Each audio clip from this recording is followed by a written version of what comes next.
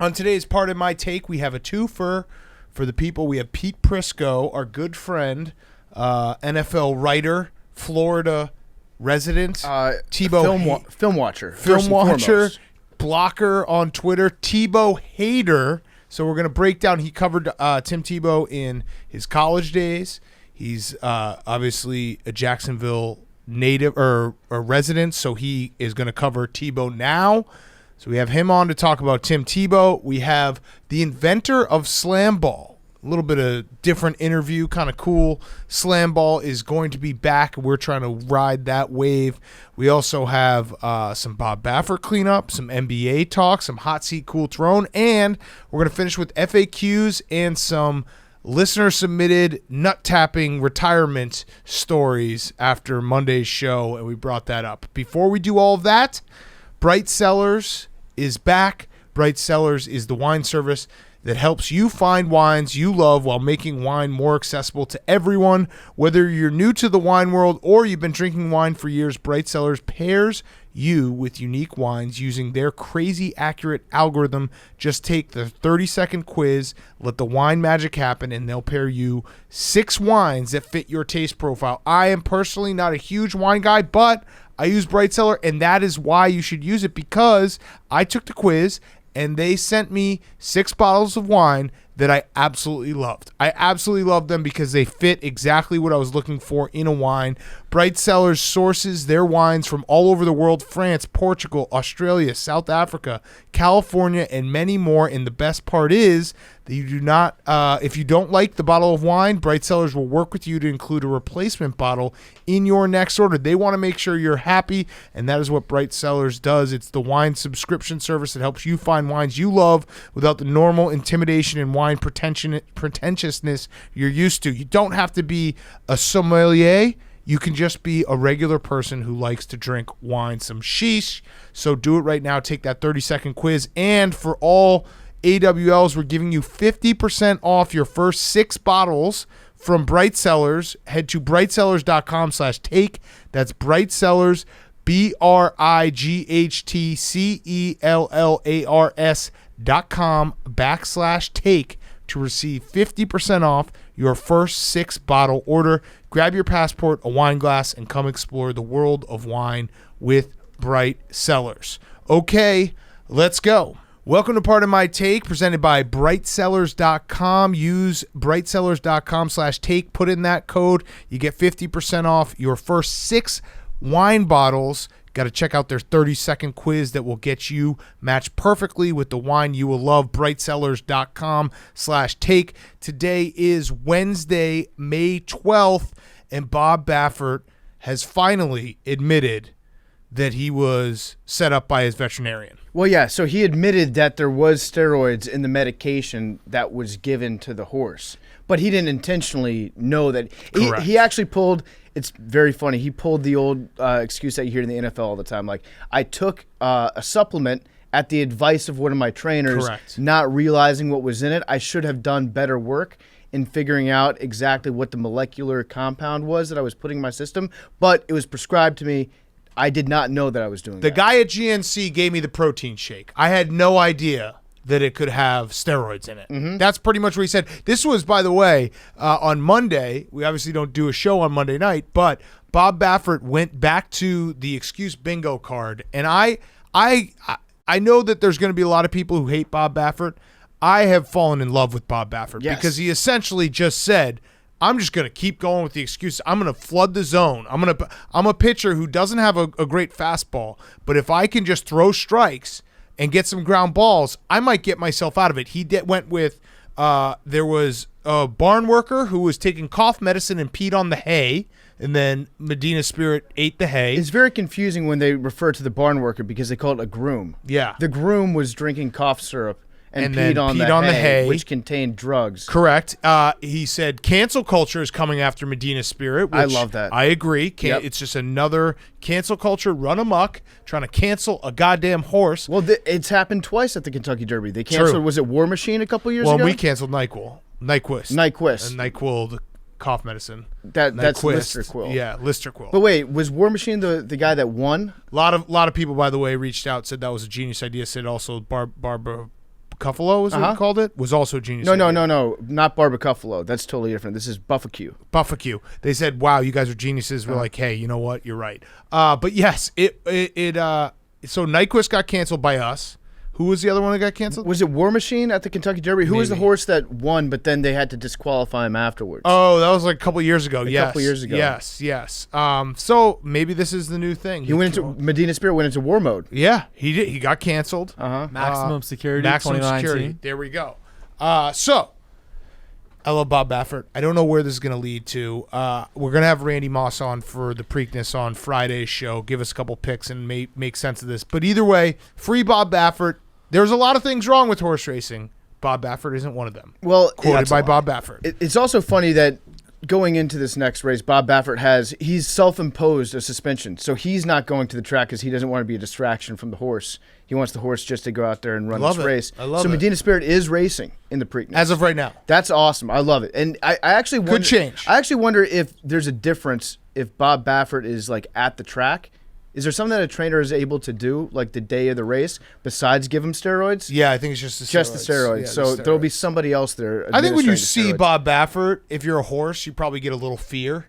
Yeah. Like if I don't perform here, I won't get the steroids anymore. I think that Bob Baffert should actually take this opportunity to just load up on steroids right now. It's probably the easiest way to get away with it. Well, no one's going to be expecting you to do the exact same thing again. Think about it. If you're a junkie horse like Medina Spirit and Bob and you look at Bob Baffert and he's like, "Hey, you better win this race." Well, what could he do? Oh, he could take away your steroids and then you'd go and withdraw. Yeah. So, yeah, I think Bob Baffert being there does matter. Absolutely. Yeah. No, this is like if you're actually addicted to these steroids, which I don't know how steroids work when it comes to a horse. This is very complicated for me. I guess the steroid that they were using was for recovery. Yeah. That's it what was just like it was like a Z-Pack. It was a light dose. It was a fucking It was Z-Pack. a light dose of steroids. He had a little cough. He had a little fucking thing. He had a little bump on his dick. Can you administer human growth hormone to a horse? I wish we had an expert to tell us, but alas, we don't. What were you gonna say? They should just use a smaller jockey.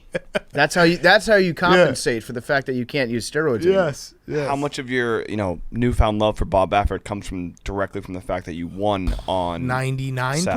99%. Oh, if the roles were reversed, listen, we are very much hypocrites on this show. If roles were reversed and I was wronged and I had the second horse, or if I even had the last place horse, I would be screaming. I would be. I wouldn't do anything because that would take effort, but I would maybe sign a petition online. But yeah, I would be very, very upset. But guess what, Hank? My job was to pick the winning horse on Kentucky Derby Saturday. I did my job.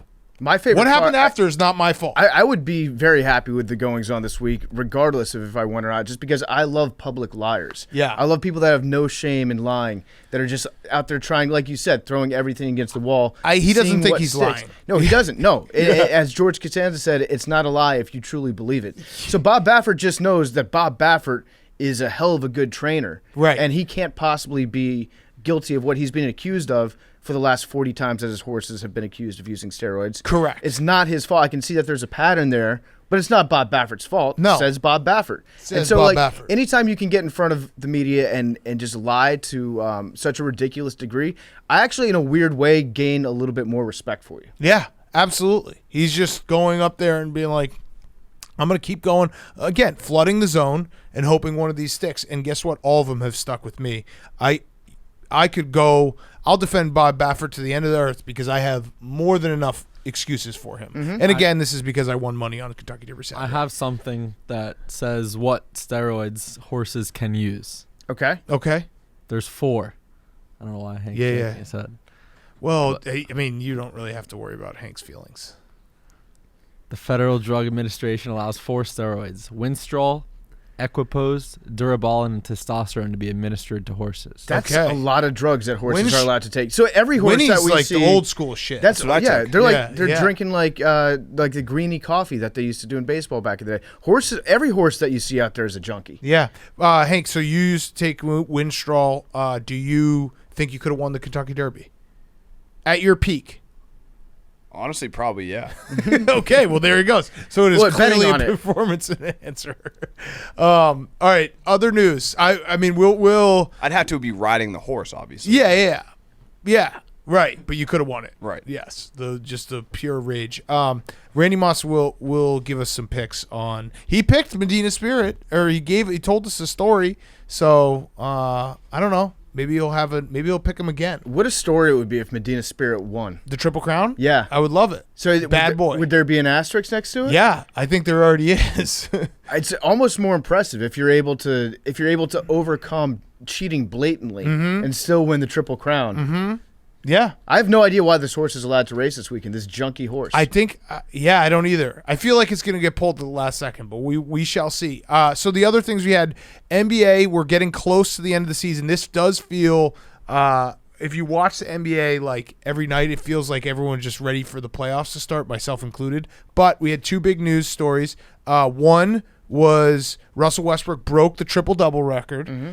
In perfect Russell Westbrook fashion, he grabs the rebound and then comes up and bricks a three. But I'm respecting Russell Westbrook, so I'm not doing there's a lot of people out there who want to say he sucks, and these are hollow stats. I like Russell Westbrook. The dude just tries really fucking hard all the time. I don't think anybody's saying that Russell Westbrook sucks, but people are saying that he's definitely like a stat patter at times, right? And that he knows how to get triple doubles. I'm not. Listen, if you can excel at something, then you should try to excel. Like if you don't want Russell Westbrook to get triple doubles, then stop him. Yeah, because you know what the game plan is going into it. It's Russell's going to eat. He's going to eat every single night. And what's remarkable is like Russell Westbrook and Bradley Beal have made the Wizards like a team that people are talking about a little bit now. Mm-hmm. And historically, I would make the argument that the Wizards are probably the least consequential team to ever pay attention to in all of sports. Ooh, it's like them and the Florida Panthers. Florida Panthers are always the answer to that. It's neck and neck. Florida Panthers. Listen, I grew up in the D.C. area, and there was nothing that ever happened with the Washington Wizards unless they lost 10 games in a row or won 10 games in a row. You should never pay attention to them. Yeah. You can get through life just fine not having any of your brain space taken up by the Washington Wizards. Panthers are really good this year. Did they make the playoffs? For the hometown team. Yeah, they're currently second in the Central. It's going to be the Florida Cup. There we go. It's going to be the Panthers and the Lightning. The play-in games, which I don't like how they're set it up this year, but I'll give the NBA credit for this. We are talking about these like 7, 8, 9, 10 teams more than we would be in a regular season. You know what I mean? Mm-hmm. Like there's definitely some. I mean, the Pacers, they hate their coach. It's weird what's going on. Like the Bulls are fighting for it. The Wizards are kind of fun to watch. Then you have the Warriors and like the Lakers might match up. So the idea that this gets more teams involved and gets us talking about more teams, I get it. I still think it's stupid that you could finish with the 7th seed and not make the playoffs. Mm-hmm. That part is very dumb to me. Yeah, but on the other hand, I love chaos. Yeah, but if you're a 7 seed, you're probably not going to win the championship. But there's definitely, I don't know. Like, imagine the Lakers. I know, obviously, I'm hurting my own argument because I'm basically LeBroning myself, because if the Lakers get bounced as the 7th seed and don't even make the playoffs, and be like, that's awesome. That's the coolest thing ever. That definitely counts. But I'd be fucking pissed if my team was the 7th seed and got bounced from the entire playoffs. By a bad team. Yes. By a bad team. And you're just in a kind of a fluke 1-2 game, run there. Yeah, I think maybe whichever team loses in the playing game, they should play against the other loser in the other conference, and then they get to come back and play. Maybe You've confused me. I'm trying to figure out a way to have a playing game for another playing game, because I like double playing. I like to when it comes to the NBA and the playoffs, it's like there are 4 teams that could probably realistically have a chance at winning. So just let the other guys just fuck around for a while. Let them get their exercise, Big Cat. Obesity is a problem in America. A series of play-in games until you just get to the 1 seed. Why don't you? Here's what they should do. The entire season should be teams playing each other, and then based on who ends up with the best records in all those play-in games, then you get seeded 1 through 8 going into the playoffs. That would never work. Probably not. Never work. And then the other story, Hank, Jaylen Brown out for the season. Did you see this coming? Was he? He's been out for the last few games, but they didn't. It didn't seem like he was going to be out for. It happened at the end of a game too, like a meaningless. It was like. Was it the one when he ran into Jason Tatum? Yeah. Well, that was. We were watching it live. He went out after that, and then he hasn't really come back. I honestly think that this is a good excuse for you. Yes. Though. Like, you can now say, well, that didn't, they weren't going to make any. They were going to make any noise in the playoffs anyway. No, and yeah. now, if your team is but you don't have to underwhelming, admit that. Yeah, right. If your team is underwhelming all season, which I would, that was the Celtics, sure. right? They're sure. underwhelming all season. To lose a key player right before the playoffs, you can basically sell yourself next year, being like, well, we don't know. We don't know what happened. We got all our guys back going. Like we weren't healthy in the playoffs last year. We're missing key contributors, and then boom. Immediate excuse. This is Big Cat's right. This is a perfect confluence of events for you right now because you don't have to face the harsh reality that the bubble Celtics were a fluke. I still like there's hope that if we got matched up between the Knicks or No, but Sixers, that was stupid. I'm saying, yeah. No, I still think. Oh, you still think that? Because then it's a win-win. No one expects us to win, and I if guess we unless you upset lose. them, it'll be great. If the Celtics you're right. If the Celtics beat the Sixers. No one's gonna That's knock basically a title. the Celtics Right, if that's they a title. lose that matchup because they don't have Jaylen Brown. But if they do It's like win, when they went to the Eastern Conference Finals against the Cavs. yeah, right. Which was the year Kyrie was out and Jason Tatum came out of his shell and had a great year, or the Isaiah Thomas year too. But if you played the Knicks, even if people expected the Knicks to win, if you lose that playoff series against the Knicks, it's still the Knicks are back because of the Boston Celtics. It would still feel pretty bad. I want to go see some playoff games at MSG, so it'd be fun to go to a Celtics one. Yeah, I mean the Knicks definitely will. It will be fun to see the Knicks back in the playoffs. That absolutely matters. And we're right here. Yeah. But yeah, next week. Knicks fan or representative, hook it up. Cough. You think James Dolan is gonna?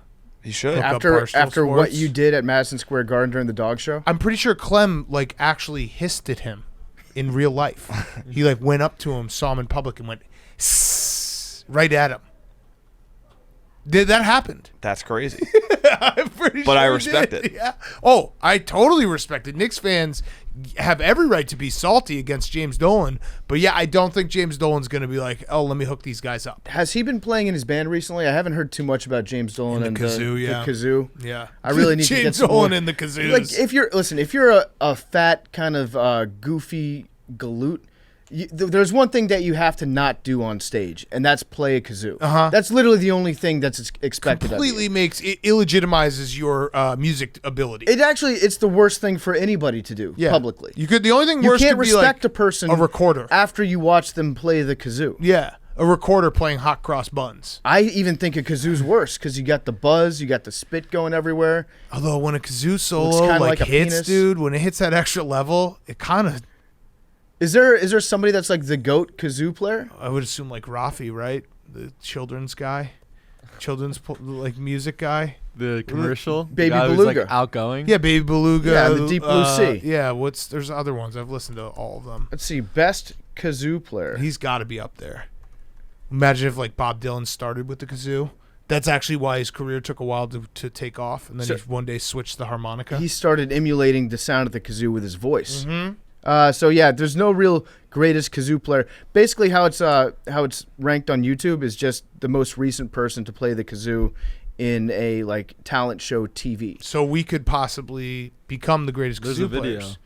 It says best kazoo player in the world. This is Amy G, who is talented in every way. G? She was a sexy babe and an awesome kazoo player. This is funny and very entertaining. Dude, I'll tell you what. 674,000 views. If you're trying to corner a market, because this is kind of as the world becomes more the global world with the internet and everyone's got a piece of the pie here. Being a big-titted kazoo player, I feel like you could get a pretty big fan base. Yeah, for sure. If you have large breasts and you don't have anything else going for you, you might as well pick up a niche instrument because then you're the person who plays that but also has big boobs. Right. You just everyone has all their interests get flushed out. There's so much entertainment out there. There's so many things to delve into. Big titty kazoo player. I think that plays. Yeah. Huge. That is huge. There's I'd always watch going to be a market for that. Send me that link real quick, Jake. Amy G is what you said her name was? Yeah, the video is just called best kazoo player in the world. That's all? That's literally it. Okay. Kazoo porn? You think there's kazoo porn? Oh, yeah. Probably called What That Mouth Do. Mm-hmm. Yeah. All right. One sad news. Colt Brennan passed away. That was really sad. Unexpected. If you don't remember Colt Brennan at Hawaii, it was one of the most electric experiences, that 2006 year, when I think he threw 58 touchdowns. It was essentially if you were playing the NCAA video game and you put it on like freshmen, and you said how many stats could I put up? That's what Colt Brennan did in real life. Was that him and June Jones? Yeah. Was that when June Jones? And then the next year they went and played Georgia. Hawaii Yep. got to a New Year's Day bowl, and they got killed by Hawaii, but they were Georgia, but they were awesome those days. I think they went 12-1 that year. The year before, Colt Brennan threw 58 touchdowns, Heisman finalist. It was a more exciting Mike Leach offense, basically. And Colt Brennan dyed his hair blonde and got the state of Hawaii, the islands, dyed into the side of his head. I remember the Washington Redskins at the time. I don't know if they drafted him or if he was an undrafted free agent. Yeah. But he was like a preseason legend. Yes. He was electric in the preseason. He was the guy that you always have that guy at the end of your bench that you've seen in the preseason, and you're like, just let him try. Yes. Let him try because he's a winner. He was like college. That's kind of why I love college sports so much, is that you get these guys who are so memorable, even if they don't have great pro careers. He was in that list of like, when you think of guys like, oh man, some of the best quarterbacks I've ever seen in college. Colt Brennan absolutely pops up there. Late night Hawaii games, late night snack in the whack. So yeah, very sad. But if you are looking for something to do today, go pull up Colt Brennan highlight tapes and watch him just bomb the ball all over the field. Then maybe a little kazoo chaser. Little Amy G to basically Can I say mellow something you to out. brighten the mood about this kazoo? So I just watched the video, and she doesn't necessarily play the kazoo with her mouth. Oh, so the world's best kazoo No, player. I jumped ahead of myself. Where is she putting the kazoo? Jake. Wait, is it her other lips? Yeah. Oh my God, She's warming Jake. it up? This is the horniest thing you've ever done, Jake. Introduce us to Wow. Amy G. Amy G, the legend. Oh man. You know what? James Dolan should do that with his butthole. This She ends the video with her mouth, but this kind of tells you the state of kazoo playing. It does. That the number one kazoo player is like, how can we make the kazoo interesting? We play with our pussy lips. She actually made it more respectable playing it with her vagina. Yes. Like I if she played it with her mouth, I would have been like, ooh, that girl's kind of weird. Yeah. Now I'm like, that's normal. Yeah, that's totally normal. All right, kazoo, Amy G. We should get her on. We should get her on the show. Bonk, Why not? Bonk. Why not? Just talk to her. All right, let's get to our Hot Seat Cool Throne. Hot Seat Cool Throne is brought to you by our friends. It's just funny that the only way that they can get people to watch someone play the kazoo is put it in is your if pussy. they stick it up their Yes, pussy. it's incredible. It's so fucking good. All right, Hot Seat Cool Throne is brought to you by our friends at Coors Seltzer. We are on a mission with Coors Seltzer to save the rivers, so we have a Coors Seltzer leaderboard scoreboard installed in the studio. The scoreboard is going to track the amount of cases AWLs and Barstool HQ drink throughout the rest of the year. The goal, restore 1 million gallons of river water with 2,000 cases of Coors Seltzer. If we hit 2,000 cases, Hank will have to go fishing and prove he can catch a fish with his bare hands in the East River. AWLs, tweet in a pic of your Coors Seltzer with hashtag Let Hank Fish. For every pick, we count as one case added to the scoreboard. We're counting all the pictures we get and all the cases we go through at HQ. So go out there and try it. Get Coors Light and Coors Seltzer delivered straight to your door with Drizzly or Instacart, or go to CoorsSeltzer.com/take to see where you can purchase Rocky Mountain refreshment now in a hard seltzer. Coors Brewing Company, Fort Worth, Texas. Celebrate responsibly for every 12-pack sold through 12/31/2021. Coors will purchase services from Change the Course to restore 500 gallons of fresh river water. Max 5 billion gallons through 2021. Details at CoorsSeltzer.com. Go check it out. They have black cherry, mango, lemon, lime, and grapefruit. Coors Seltzer's 4.5% ABV and only 90 calories per 12 ounce. Okay, Hot Seat Cool Throne. By the way, did you guys see that guy who was like, he was basically complaining about how much work goes into scripted podcasts? That guy's the absolute best. Yeah. And he was like, hold on, I'm going to pull it up because it was so funny. There was another thread about that a few years ago. You remember when somebody was talking about how they do their job on NPR and they have like a staff of 15 people that work on a 30-minute podcast? Yes. So he said, Matt Zeitlin said, good narrative podcasting requires so much work from so many people, research, interviews, working with archival audio, writing scripts, etc. And then there are guys who just turn on the mic and BS for an hour and put up huge numbers. And I'm just thinking about like the Pussy Kazoo. That guy's got to be fucking pounding his Pussy Kazoo is like proof positive. Like, yep. We uncovered a murder from 1972, and then the Pussy Kazoo got us. That guy actually nailed it. He's 1,000,000%. Oh, he totally correct. got it. Yeah, He you, totally you got can it. put hours in, you can do research, or you can just get drunk and show up, and then Joe Burrow will talk to you as you're throwing up in your hotel room. Dude, Pussy Kazoos, great name for fantasy football team. Hell yeah. Speaking of Seaman uncovering Express murders, is doing bad, man. Oh doing shit! real bad. That wasn't an entrance for you to bring that up, but I'll take it. Go So ahead. I mean, I'm go. struggling right now with having to update my lineup every day. I've got Max Scherzer going out I there think Pete pitching his Prisco's on heart the out. line. That was And such a great it's shoehorn. ridiculous. I got some guys that are putting up absolute stud numbers right now, but other guys that they can't even get out of bed for me. It's Damn. like, help me out one time. Brutal. I drafted well. I got a good Did grade. you, though? I got a good grade on Those grades on are the draft. bullshit. Well, when it says that I did a good job, I believe it. Yeah, that's actually true. When it says it's an F, it's like, well, these fucking nerds don't Yeah. know. They've never played the game. Yeah. you mentioned podcasts about uncovering murders. Go listen to the case. Yes. By our coworker, Fantastic. Kirk Minahan. I saw you tweeting about that. Great It podcast. actually is Better guy. really good, and it is true. Like they put in so much work, Yeah. and then we do Pussy Kazoos. Right. It has become not just one case. There are multiple cases now. Correct. It's crazy. It's got tentacles. Yes, go check it out. The case, download it. I think it's what are we episode 5, so we have Hank? a few more to go. But yes, this was I'm actually about to binge it. I listened to the first episode twice, and then my stupid fucking brain has been completely ruined by streaming services. That if I like the Mayor of Easttown, right? Have you watched that show yet? No, Yeah. I haven't With Kate watched Winslet. it. I went to watch it, and I realized that it was weekly, and I just didn't watch it. I was It's like, like, wait. I'll watch it when it gets here. How does this happen? It doesn't come out all at once? Yeah, like let me have an option that I can just watch 4 episodes on Friday, 4 episodes on Saturday, and 2 on Sunday, and be done with it in a weekend. Big Cat, you need to fall back to your roots and like how we watched Game of Thrones Yeah. and binge after it had already been out for like 4 years. Yep. Do that. Or like Dave, Yep. which by the way, I know you finished it. I finished it. I started it. I'm like 4 episodes in. But if you just wait until it's old, Right. if you wait long enough, it becomes new again, and then Correct. other people get excited that you're into it because they get to like relive themselves 2 years ago. Yeah, long way of saying though, listen to the case. Rhea just started watching The Office, so I've been rewatching that. And That's it's like, the most rewatchable show. It's crazy though. Like I was like, yeah, she's like, this is so funny. I was like, yeah, it's welcome to 2011. Yeah. I'm actually jealous of her. 2009? If you, 2006. yeah, it Yeah. was way before that. It was Yeah, 2005. If I watched in college. I haven't been in college in 14 years. If I were to do That's the sad to say out loud. the Men in Black like mind eraser thing, I wouldn't do it to like erase a painful memory. I would probably just erase my 5 favorite television shows so I could go back and watch them again. I'm very jealous that Rhea's doing Yeah, if I could watch The Sopranos again, no spoilers, would be incredible. That wasn't even a shot at you, Hank, because I know you need a win this week. But I really would love to watch it again. No spoilers. So the priest is like very much a thing with Carmela, and she kind of falls in love with him. I don't think they ever do anything, but like emotionally, she definitely cheats on Tony. He's creepy. Hank, how's he Stays overnight. The neighbors see the car. How's he cool turn? Do you want to do this after, Pete? Is he waiting? No, I mean it's 3:58. Let's make him wait. All right. There's nothing better than a short, angry guy. No, keep this in. All right.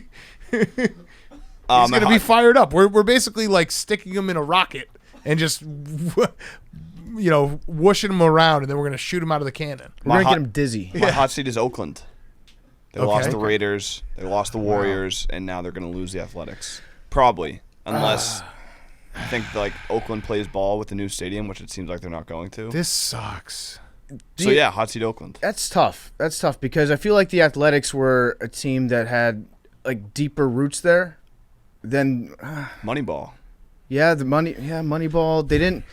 So Mark Mulder. I feel bad because the Oakland Coliseum has just been getting shit on. It's been like the Yeah. one stadium that everybody like universally has been like, this stadium sucks and needs to be updated for the last 15 years, but they just haven't been able to do it. So where are they going to move the team? Probably. Vegas. We can't have that. Portland? We need the A's. Yeah. The fucking A's, the fan base and the outfield is so cool. Like, fuck that. We need the A's. Don't do this. Don't do this. I also love I love quirks in baseball stadiums, and the A's foul ball territory is awesome. It's so stupid. Yep. I feel bad for Dallas Braden. Is he going to have to move to Vegas? Oh, wow. That would be a shame.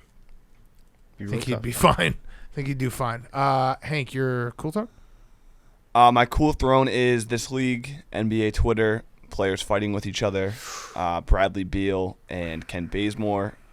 Ken Bazemore, after they played Bradley Beal and Steph Curry had 49 points in 29 minutes, said that's unreal. We got guys hurting hamstrings to keep up because Bradley Beal hurt his hamstring in the game. Bradley Beal is not happy about that. Went on like a long Twitter rant, said, "You don't know me or shit about me, bruh. You don't know why I go out there and play it. Damn sure ain't for another man's approval. You a straight lame," all caps. "But it don't surprise me coming from you. That's what yo type do." And there was a lot more there going back and forth. Call him a clown. Clearly, Bradley Beal was, he was tight about the whole situation. It's worse because it's just good when there's generic, like not generic. It's like real, like once you get you genuine, all caps lock lame, right? Like that's from the heart. He called him a type too, which is actually a great insult because then it allows the other person to think what the worst type they could be implying is. Yes. So it really is psychological torture on your opponent. It's also great in the NBA because there's a clear pecking order, and Bradley Beal is far above Kent Bazemore. So it's great when like you can look at it objectively and be like, yeah, Bradley Beal's got every right. He's a superstar. And wasn't Steph Curry? He looked at Bradley Beal's stats the other night before the game. And that's what made him be like, I'm going to go out there and try to drop 50 on him. Well, I think they're in. Aren't they 1 and 2 for points per game? Yeah, I think So Beal is that's why. slightly ahead, maybe. Yeah. Okay. Prisco tried the link, Hank. He says the meeting hasn't started yet. Right. Should we do it? Because you told him to wait. So he's in cyberspace. Should we? Well, is he stuck in cyberspace? All right. You know what? We'll be He's back. in the Matrix. Pete's we'll in the be Matrix back right in now. a second for Hot Seat Cool Throne.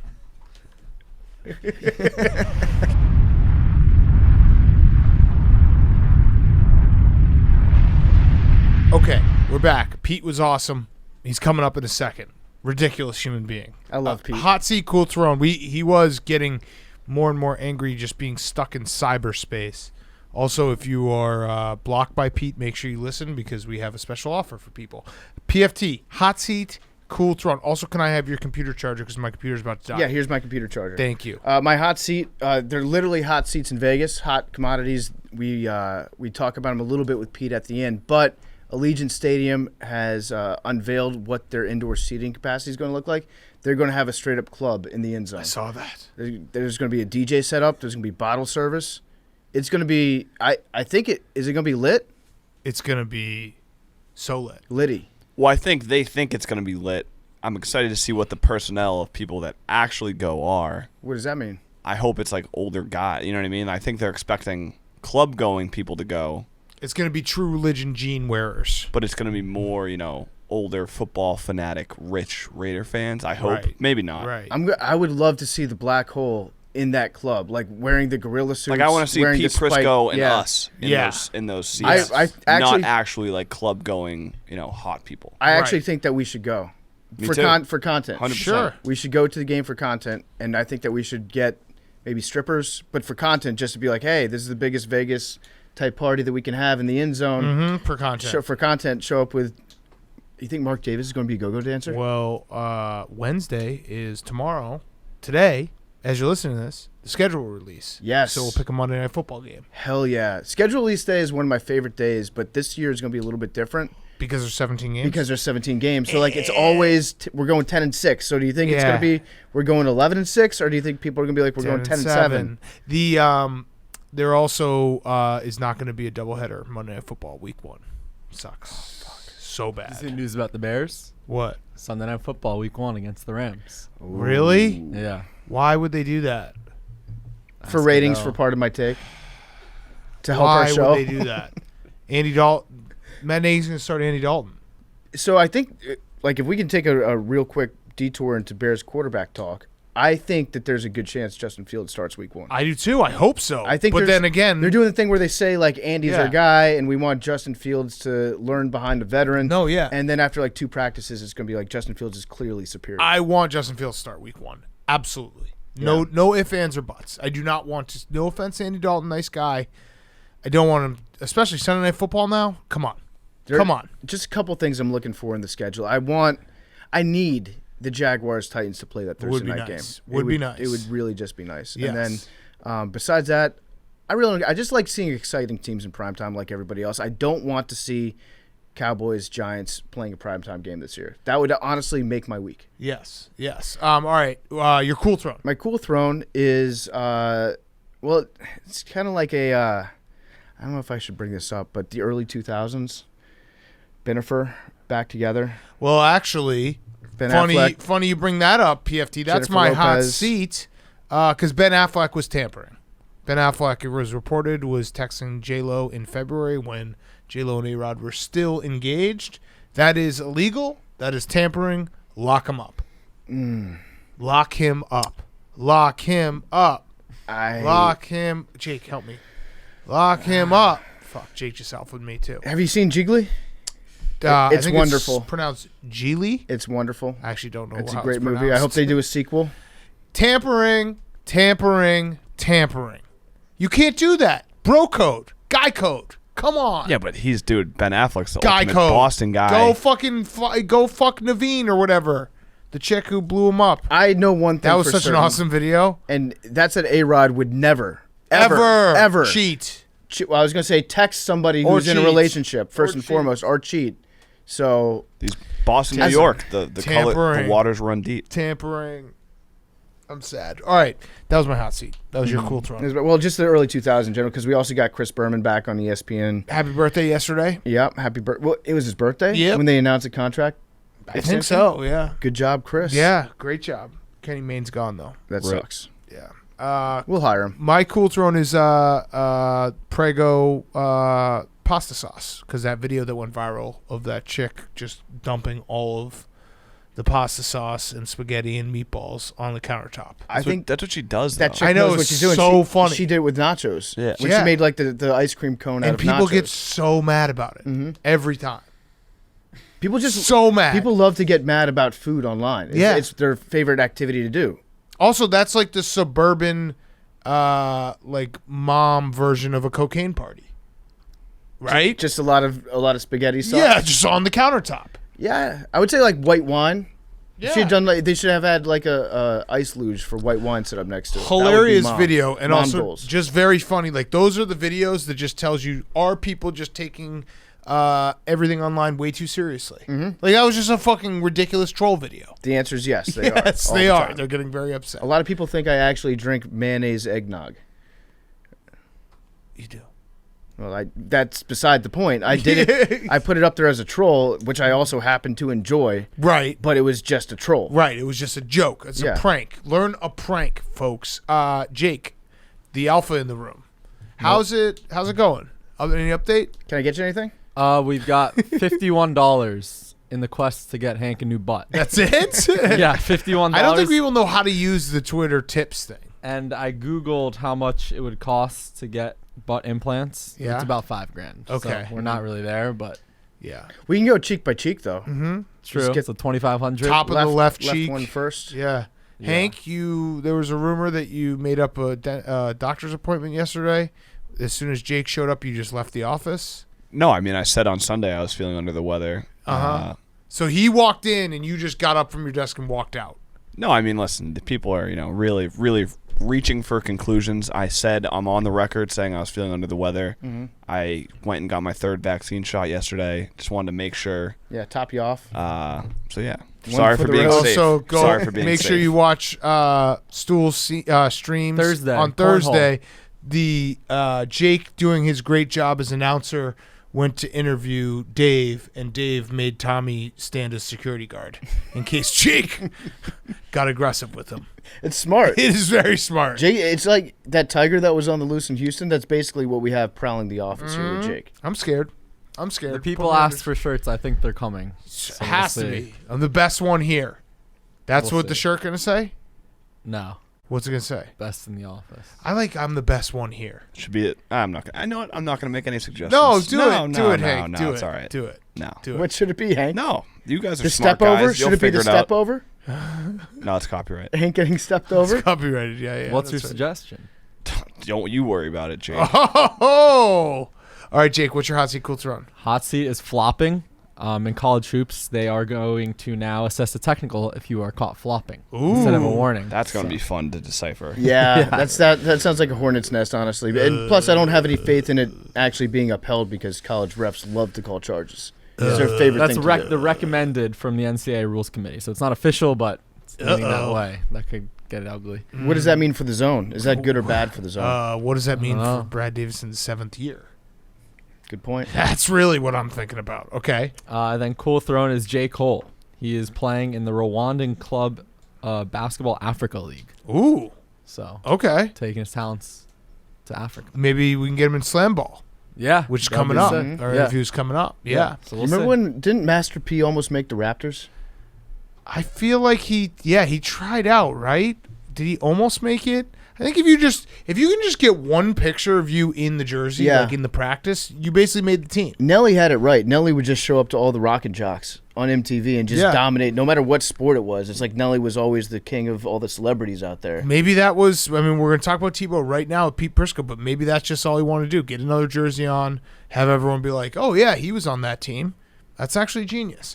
All right, let's get to Pete Prisco. We're going to do Pete Prisco. Then we have the creator of SlamBall. Awesome interview with him. Before we get to Pete Prisco, quick word. I love coffee. Black Rifle Coffee Company is a veteran-owned coffee company serving premium coffee to people around America. So go check it out. Black Rifle Coffee. I love coffee. You have to start your day with coffee. No better way to start your day than with Black Rifle Coffee. They have donated more than 6 million cups of coffee to deployed soldiers. So go and their buy a bag, give a bag initiatives. They import high-quality coffee beans from all over the world and roast 5 days a week at their facilities in Manchester, Tennessee, Salt Lake City, Utah.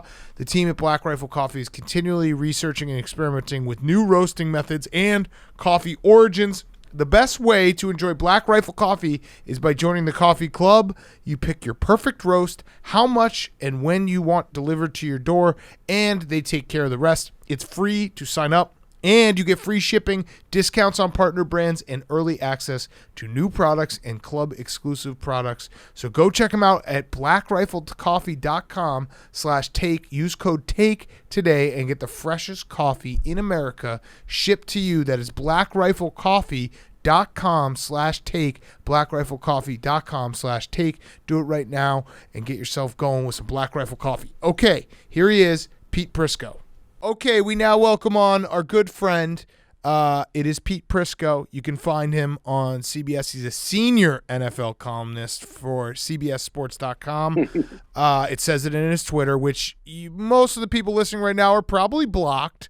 But we have Pete on because Tim Tebow has signed with the Jacksonville Jaguars. Pete covered Tim Tebow at Florida. He lives in Jacksonville. He covers the Jaguars. He's a huge Tim Tebow fan. He's a huge Tim Tebow fan, and I looked for just some stats beforehand, Pete. Tim Tebow got signed less than 24 hours ago. Pete Prisco has tweeted about Tim Tebow 40-plus times since that. So we thought, who better to have on to talk about Tim Tebow than Pete Prisco? So let's do it. Let's do it. What's up, fellas? By the way, I don't live in Jacksonville anymore. I've moved to South Florida. Same thing. But I'm still on the Jaguars radio network. So this is an interesting signing, and it's a stupid signing. And I will absolutely say that this is a big joke because he can't play. He couldn't play quarterback. He was a terrible quarterback. He hasn't played since 2012. He's going to be 34 years old. And he has no suddenness to his game. He can't play tight end. He will not be able to make the transition. So it seems to me, though, that the transition to the tight end position eliminates his biggest weakness, which is throwing the ball. And he is a good runner. Like he's not bad in space, right? He never made anybody miss. He was always one of those guys that tried to run over people. He's not going to run over anybody from the tight end position. He got to be able to get open. You think he's going to get open? I don't know if you saw the tweet yesterday I sent out too about when he was on the punt. I went back and looked at his punt protection plays, and he was getting mauled as a blocker. They were running over him. He can't block. He's definitely going to have a target on him. Like Tim Tebow is going to be a guy that other players are going to love to hit, absolutely love to knock out. I actually agree with you. I don't think that he'll be a good tight end. I think he's just going to be camp fodder. I think he's like, what is it, a 90-man roster right now? Yeah, but you know what else is interesting about this is when they say, oh, well, he's going to be a leader when he gets in there. Those players are all going to follow. Nobody follows a stiff. You follow good players. You hate Tim Tebow. I agree with everything you're saying. Why, though, then did the Jaguars do this? As a favor for Urban Meyer. I mean, that has to be what it is. His buddy, he knows him. He played for him. He won titles for him. He was a big part of his life. And Tebow lives in Jacksonville still, so he probably said, hey, come on over. We'll give you a workout.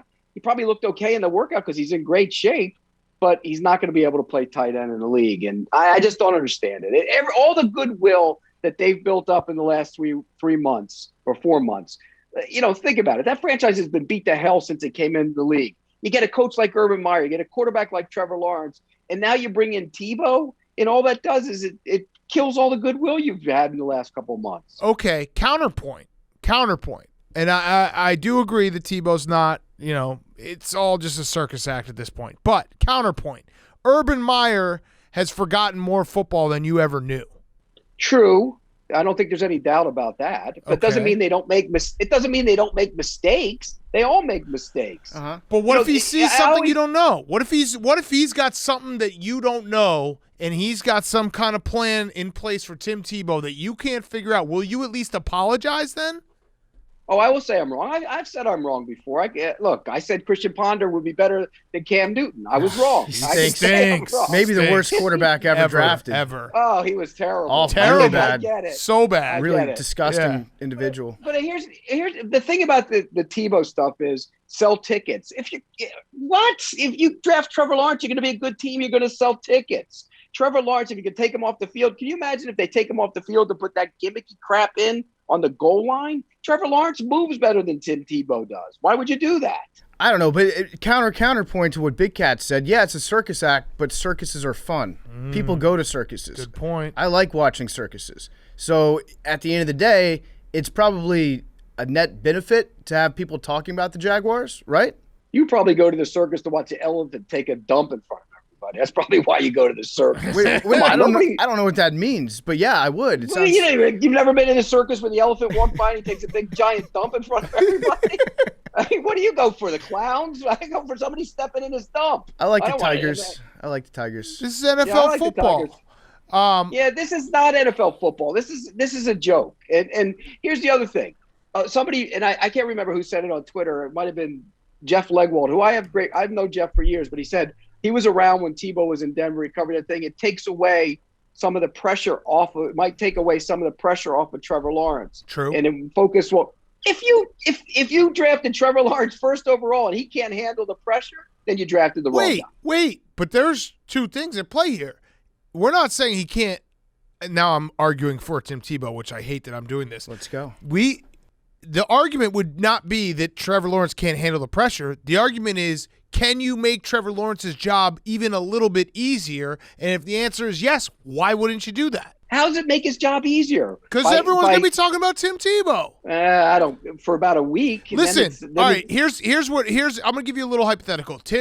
Week 1, Trevor Lawrence throws 3 interceptions. Tim Tebow gets blown up on punt return coverage, and they block a punt. Pete Prisco, senior NFL columnist? What will he senior be? As an old. Yeah, what will he be tweeting about? Tim Tebow or Trevor Lawrence's poor performance? Poor performance. That's a lie. That's a lie. You just said 45 tweets about Tim Tebow. If you drafted the guy in the first pick overall and he throws 3 interceptions in his first game, you're going to be killing him. Let's be real. You guys would be too. You would be talking about this stiff punt protector. No, probably not their first game. We would just talk about how his long hair is bad for the quarterback position. Mm-hmm.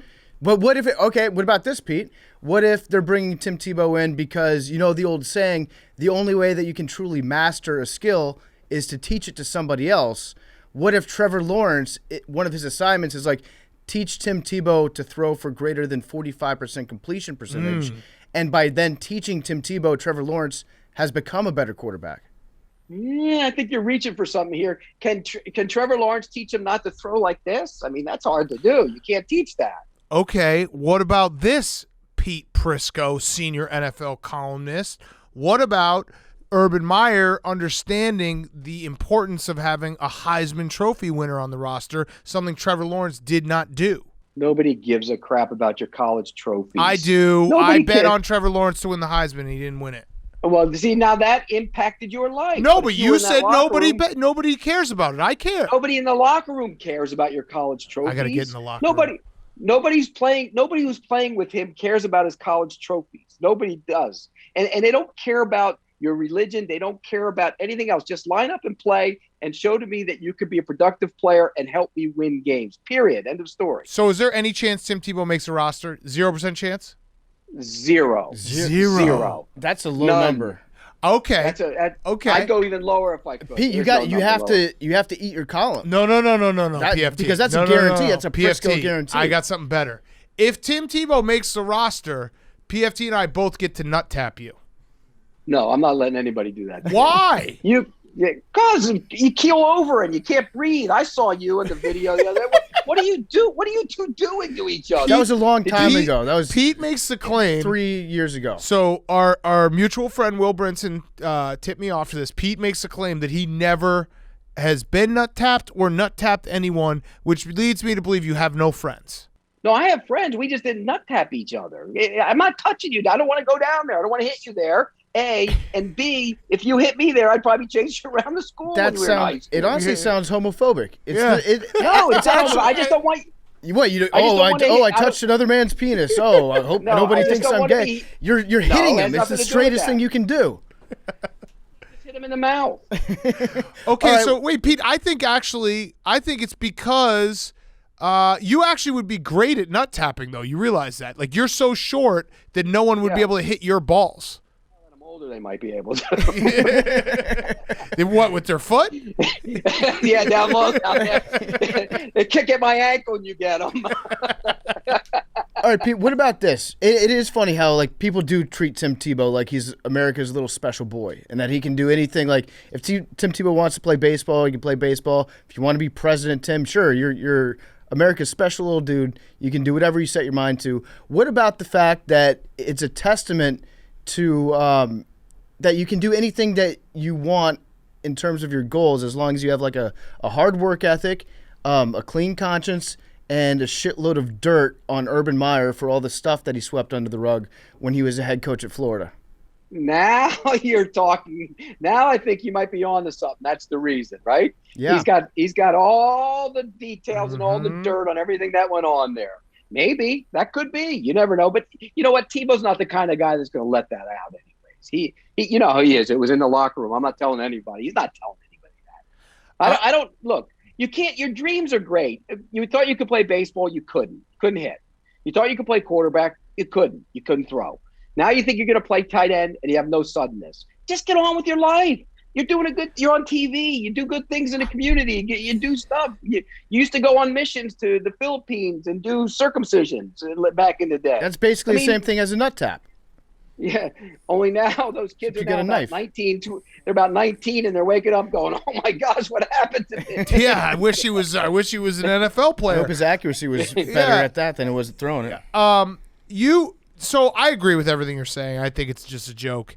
I also think Tim Tebow, like, there's a little element of he loves the spotlight and he loves just like being in the conversation when it's not realistic. It's not realistic he was going to make MLB. It's not realistic he's going to make the Jaguars. I get it. It is like there is a circus aspect, but maybe just don't get so upset. Like you had 45 tweets. Yeah, well, I had 7 years when I did drive time radio in Jacksonville when he was at his heyday. And it was gold for 7 years. And I'm telling you, I had people calling in. I'm coming to the studio. I'm kicking your ass. I'm going to be waiting outside for you. And his father called me off air a couple of times because I mocked being homeschooled and being daddy on the practice field and everything else. So I had believe me, I had 7 years of that. And it was amazing to watch. And then one day I went to a golf tournament and Mark Brunell put me in the golf cart with his dad for 18 holes. No. Oh my gosh. Yeah. It was Timmy this, Timmy that, Timmy this, Timmy that, Timmy this. And yes. And he said it was draft week. And he said, where do you think he's going to get drafted? I go, I don't know. Second round. He goes, where do you think he should get drafted? I go 6th or 7th. I told him. But let's just at least say this. Tim Tebow is one of the greatest college football players of all time. No question. Okay. No doubt. Okay. Nobody can take that away from him. Yes. Just like, you guys, you remember Danny Werfel? Remember how great he was as a college quarterback? Yes. He couldn't play in the league. Yeah. He could not play in the league. Yeah.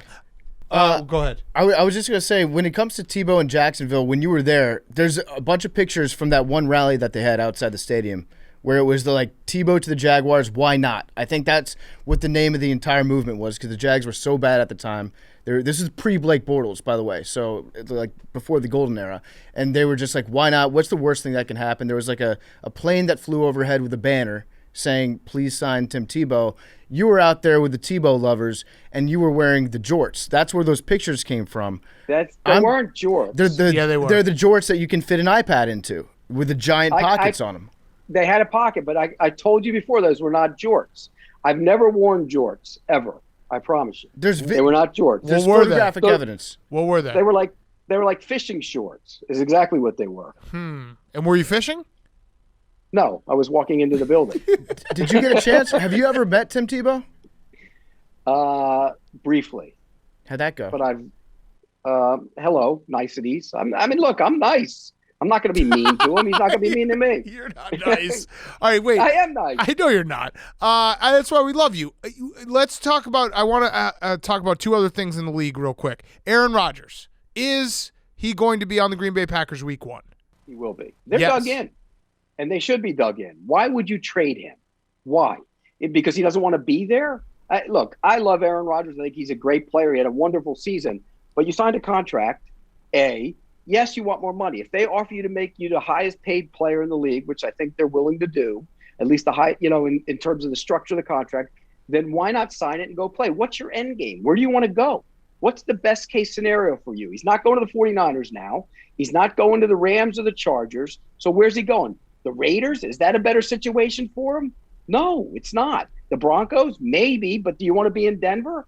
I just don't think he's thinking this out. Why? Because they cut Jake Kumaro?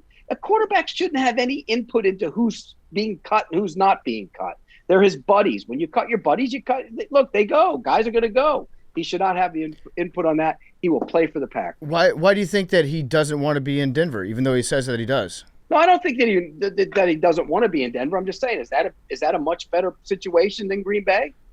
No, probably not. I think he's just in the mindset of he would rather be somewhere else than where he is right now. So it's like the lesser of two evils, or the devil you don't know. Why? So, okay, everybody's in agreement that Jordan Love was a terrible pick.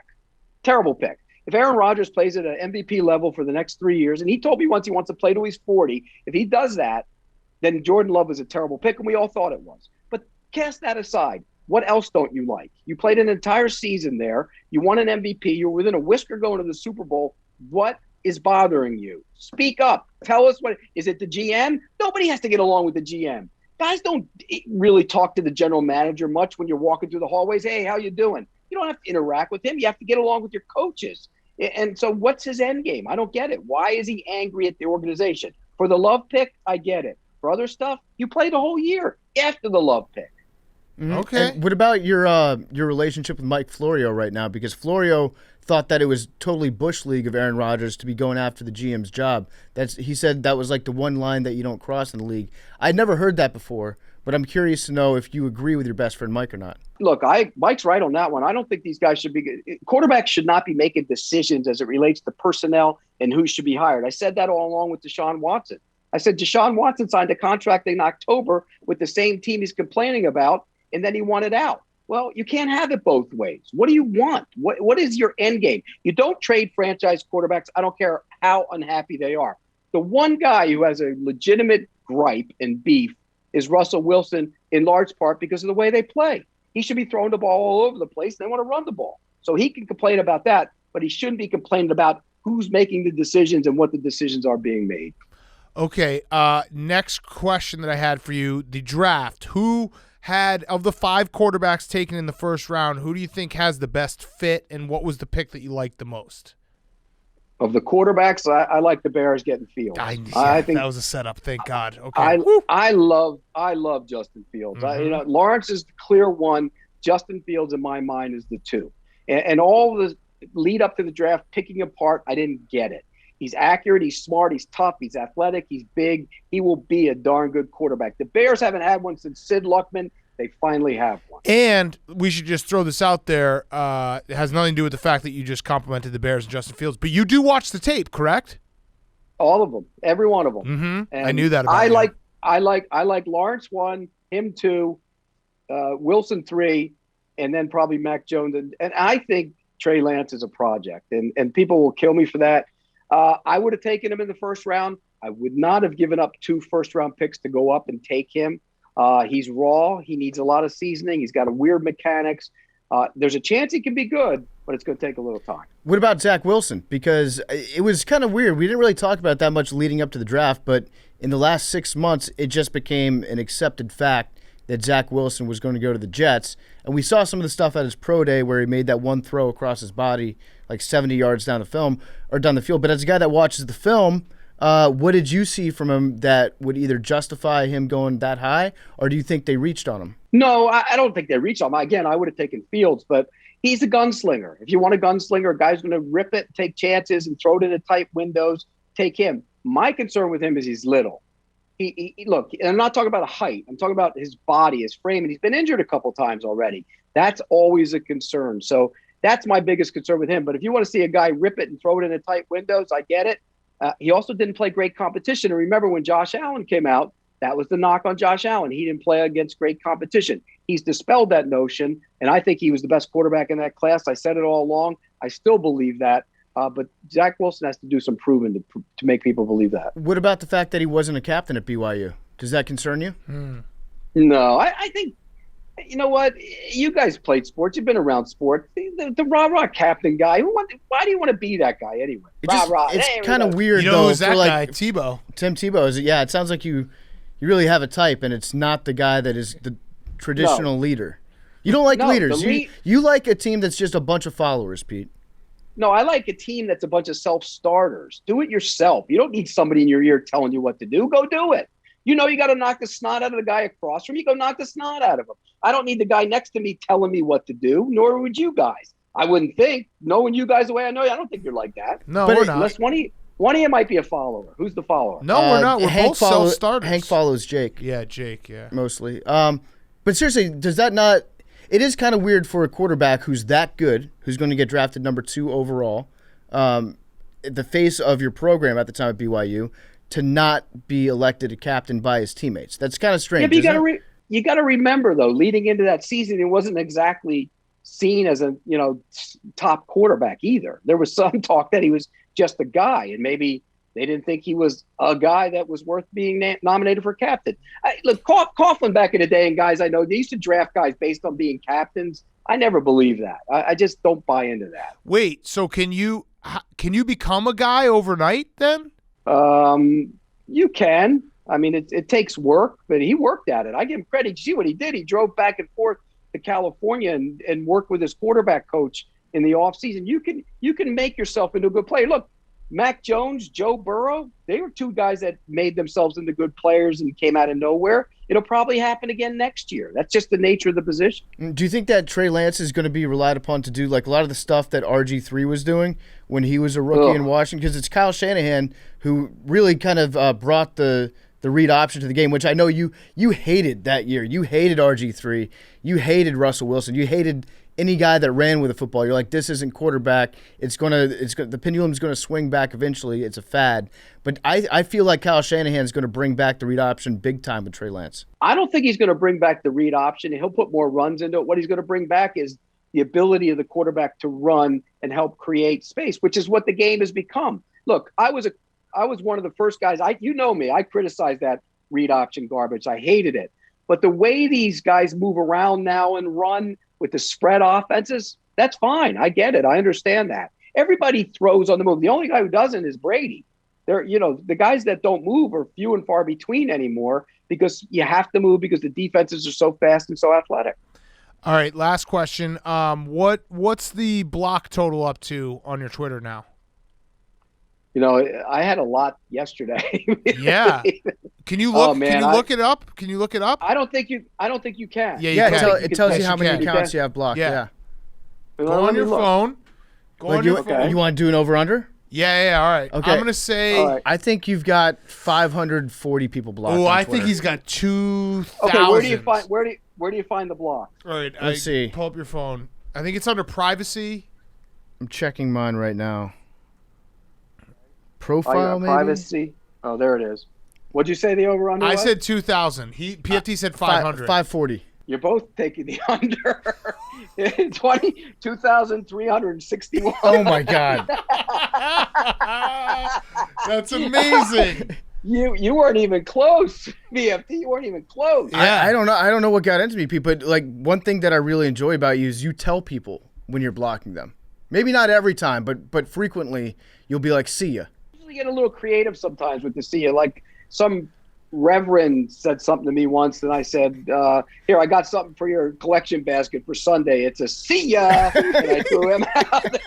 So I try and get a little creative with them. But if you get really nasty, I'll block. Most of the time, I won't block you unless you go to real nasty. Can we have you? Well, that's just not true. That's 2,316 people disagree. That's how many people are nasty. They're nasty. Can we People get you are to nasty. unblock one person? Who's that? I don't know, just one person. Like maybe the first person that tweets at Jake after the episode comes out. And we'll text you. When you hear the sound of my voice, tweet at Jake and say, "Pete, unblock me." Okay, now that you picked apart me, I got something to pick apart with you people. Hey, stop with the I'm on Peloton. We're in a group racing thing. Oh, look at me. I beat you today. Woo! Hey, guys, jump on. We're in a race. So, come on. Okay, during the pandemic, I get it. Yeah. Couldn't do much, but enough is enough. Well, right? I haven't done it since like maybe August. So since football season started. What'd you do? You made it a coat rack? No, I just got fat, yeah. Basically, it sits in my corner. It collects dust. I get on there like once a month, but I just don't have the time or really the desire. You were a pandemic guy that got into it. There was literally no other way that I could exercise for a little bit in New York, and then it was partially I got sick of it, and then partially I got sick of the other types of people that were on Twitter all the time posting their Peloton scores, and I was I cannot be involved in this anymore. Thank you. Yeah. Thank you. So I don't. You got your wish, Pete. Now you got a $3,000 coat rack. Exactly. So, Yeah, perfect. I got one last question for you. What about this idea for Tim Tebow? He's a lucky guy. Like it's undeniable. Everywhere he goes, there always seems to be like one or two things extremely lucky that happen to him. He'll like save somebody's life by hitting a foul ball into them when they're choking on a hot dog in AAA. He's like saved people's lives on airplanes. The touchdown to Demaryius Thomas. He's got a horseshoe shoved up his ass. What if you brought him in as a coin toss specialist, where he just called the toss every game? Now that might be a good plan for him. I think that might work. I'd be okay with that. Yeah, that's a skill set. Because you're right. He's a little bit lucky. He's had a nice and some people will say he earned the luck. You know, you got to work to get the luck. But that might be a good job for him. Okay. But coach, somebody said coach, leadership council, all this other. Nobody wants to hear that garbage. Nobody. If you can't play, you don't listen. Nobody listens. Do you guys listen to people that aren't productive in your business and your job? You don't. No. Of course not. Definitely. If you have a lazy ass that works at Barstool and he comes over to you and says, "Hey guys, today's the day we're going to do this," and you look at him and you go, "Get the hell out of here! I don't need to listen to you." Yeah, literally, get the hell out of here for a month. Of course. Right. Of course. Right. By the way, there's no weight on that over back behind you. You got anything on there? Dude, you don't know about lifting weights. Pete, that you should not have brought up the bench press because I haven't thought about this for years. But you remember the time when you posted how much you bench online one time, and it was a picture. You were at the gym and you had a plate on each side, and then you put a 5-pound plate on both sides of it, so you got your total up to like 145. And I have never seen anybody seriously use a 5-pound plate at the gym except for you before. Back in the day. Don't do it anymore because I'm old. My joints, I can't take it. I used to do 325, so don't go there. And B, you got short arms. Oh, here he goes. You got short arms. It's always the tall guy that yells out the short arms. Yeah. But you're right, I do. But I don't do that. I don't lift heavy like that anymore either. No way. Okay. It's too bad. It kills your joints. But what about the 5-pound accusation? Okay, if it's three. Okay, yep. If I want to go up from 3 plates on each side and maybe try a 5-pound on each side, I would do that. I've done that. I don't think it was 3 plates on each side at the time. This was like 5 years ago. And you actually said, you told me I don't lift heavy anymore. Oh, it's a warm-up set. It might have been a warm-up. Yeah. I don't lift heavy anymore, but I can still go do 225 5 times. Easy. Pete, you're reminding me of all sorts of stuff in our past. We still haven't done the push-up contest. No, because you wanted to drink every time we did it. Yeah, that's true. That's a fact. Yeah. I bet you've cut down on your drinking. I have. I've had to. Yeah, I got kidney stones now. You know what else? Too, you're old. We get older, man. You can't recover. You can't recover. 30's just a number. I mean, this guy every Saturday 36. donuts is like he's got a pot of gold at the end of the rainbow. Yeah, you like that. Right? I don't drink my calories. I eat them. So do I. Yeah. I'm exactly the same way. Yeah. All right, Pete. Always fun to catch up with you. We appreciate it, and we'll talk soon. You've missed me. I do. I miss you. I think you crack me up. You crack me up. Well, maybe one day when we're all allowed out again, we can see each other again somewhere. Perfect. Yes. Perfect. You know what we should do, Pete? We should go to Vegas together. We should go to the Allegiant Stadium when it opens up and hit the club. I would love to go to the club. That would Bring be your fun, finest pair of cargo shorts. Yeah. No. Go to Hakkasan. Now they're cargo shorts, and before they were jorts. So now you no, they're jorts. They're absolutely jorts. But they were not jorts. We'll go to the stadium, and they got a club set up in the stadium. We'll get bottle service. Oh, that would be a Familia. blast, believe me. Yeah, we'll take some ecstasy. It'll be sick. Like the old days. I'm kidding. Let's joke for Pete. All right. Thanks, Pete. All right, guys. Take care. See ya. Okay, we now welcome on a very special guest. It is Mason Gordon, and you're probably saying to yourself, might not know that name off the top of my head. Well, you should, because he is the inventor of SlamBall, a game that electrified the nation, a game that I think, we'll get into all of it, is still around and we need to revive. But this is awesome. We were just talking real quick before we started that we remember SlamBall and having it be just incredible for people who don't know. Let's actually just do that. For people who don't know what SlamBall is, can you give us the quick how it started, what it looked like, and then we'll pick up from there? Yeah, absolutely. You know, in putting SlamBall together, I really looked at UFC as this new combination of different pugilistic styles, right? So if you took all these different martial arts and threw it into a blender, you could create something new. Well, I love team sports. I grew up with team sports. So my whole thing was, how could I take the best aspects of football, basketball, hockey, and throw them into a blender and add in a little bit of a video game mentality, because that was my other great love. And then it turned into something completely new, and that was SlamBall. So if you see bits of SlamBall on the internet, see old games and things like that, a lot of people say it looks like a real life version of NBA Jam or 2K Cages or something along those lines. It's actually a game that's played full contact, hockey style substitutions, 4-on-4 on a spring loaded surface where the floor is actually got springs underneath it, and then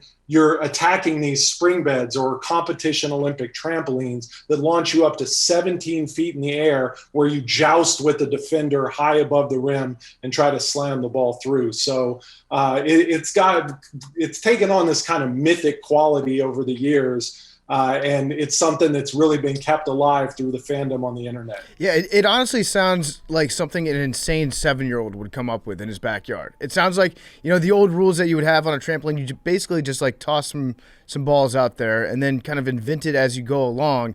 But SlamBall kind of like turned it into an organized sport. When you were coming up with it, did you have trouble figuring out like who the first people were that were going to be the guinea pigs to get out there and try this out? Or were you like, you know what, I'm inventing it, I'm going to be one of the first ones out on the court?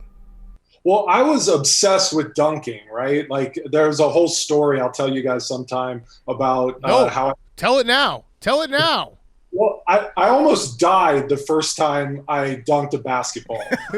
Literally, this is true. I was 15 years old. I got invited by a couple of my friends who are African American to come play basketball at a court in Jacksonville, Florida, a place called University Park. So I went out there, and it was July 4th. There's all kinds of people all around.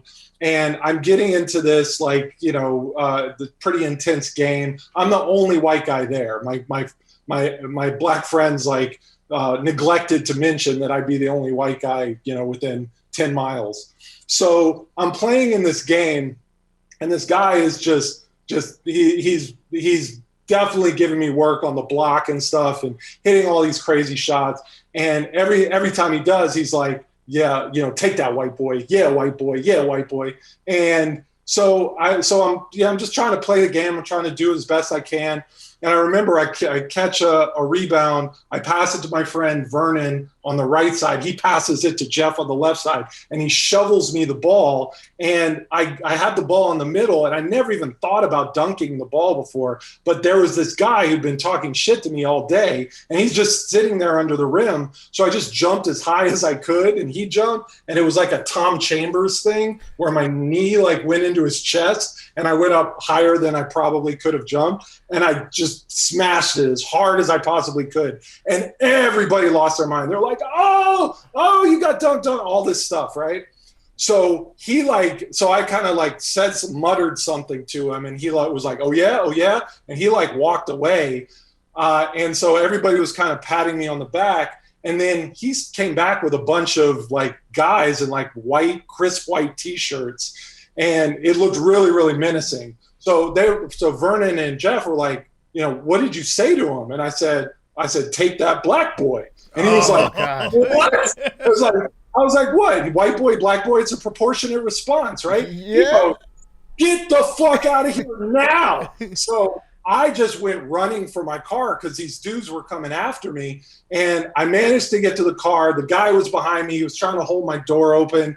And I heard gunshots. I thought somebody shot me. And it was actually an off-duty police officer who came over from one of the barbecue pits. And he was just I was like, hey, thank you, officer. And the officer was just like, go. Yes. So I spent most of my life just being obsessed with dunking. Dunking had this crazy outsized emotional component for me. So I worked really hard to be able to dunk, and I got to where I could really do it legitimately. And I would just go from court to court to find people who didn't know me where I could try to sneak in a facial here and there. Right. So I wasn't a great basketball player by any means, but I knew about dunking. I was sort of fascinated by it. And I had these dreams about two players going up in the air, and there was a crazy collision, and then they fell out of frame. And I was like, it was always different. It was always kind of exciting. So I knew the kind of players that I wanted when I set out to create SlamBall. I wanted to create that dream in reality and kind of take the aesthetics of NBA Jam, NFL Blitz, and bring it into real life, a real flesh and blood sport, right? So I think that idea was really kind of exciting. And so I was always looking for that guy, on your favorite basketball team, there's that eighth guy, coming off the bench. It's the most freakish athlete there is. And you're like, why can't he hit a 19-foot jump shot and stay on the court, right? But he's so exciting. He's got so much God-given athletic ability. And my idea was I want to create a league full of those guys that their first thought, second thought, and third thought was to attack the rim and make something exciting happen. And then everything else would be kind of a specialist adjunct to that idea. So that's incredible that it all comes. I understand it comes from dunking, because if you watch 1 second of SlamBall, that's where all the action is. It's at the rim, guys flying in the air. So you come up with this idea, and it was crazy how quickly it feels like it went from an idea that you came up with to being actually a league on TV, on Spike TV. Were you surprised how fast that happened, or were you did people just hear your pitch and yeah, this makes sense, this will be fun, let's do it?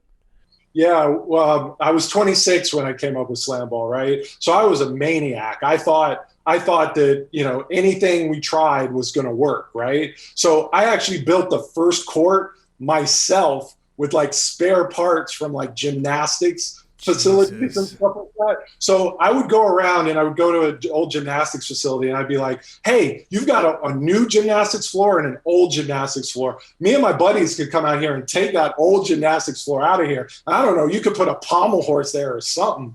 And they actually went for it. I was able to get all these spare parts, and I was able to put together the first SlamBall court with lumber, discount lumber from Home Depot and the whole 9 yards, right? This was such a bad idea, you guys. I had no engineering background whatsoever. I remember specifically in the first court that we built, the first practice court, it was this half court thing. like I had passed the guy, one of our guys passed the guy a ball, and he actually fell through the floor, and the ball just kind of zipped past him and like hit the wall. So shit like that was going down left, right, and center. But finally, we were able to prove that this thing was like exciting enough that and had enough potential that we could build the first full court, which we did in East LA. And I populated it with the most athletic guys I could find. I was, a hooper that was around town and stuff like that. And I brought in like the guy that was like 6'8" and had a 40-inch vertical and stuff like that, and fell out, of his scholarship for some weird reason. And I was able to cobble together a bunch of guys like that who had super athleticism, and then stacked on top of what the spring beds and the trampolines could do. Wow, you really had something special. And hilariously, in that first court, we kind of took over this gym, that first full court in East LA. We had kind of taken over this gym. So a couple people like came in and they like watched us practice for a couple hours, and we didn't really think about what was going on, but they left and they came back with like 20 friends. So within like 3 or 4 days, we were playing in front of like 1,000 people in East LA, and we invited some television people down, and that's where we got a television deal. Wow. Right there in the warehouse. And we hadn't even figured out the rules yet. Right. We were literally like, I'm just trying to keep my guys from coming back every day and working hard. And it was a little tricky because SlamBall at its core is, especially in the United States, is really like basketball and football culture is colliding, right? And can you do that? Could you get basketball players and football players to play on the same court together with like full contact rules?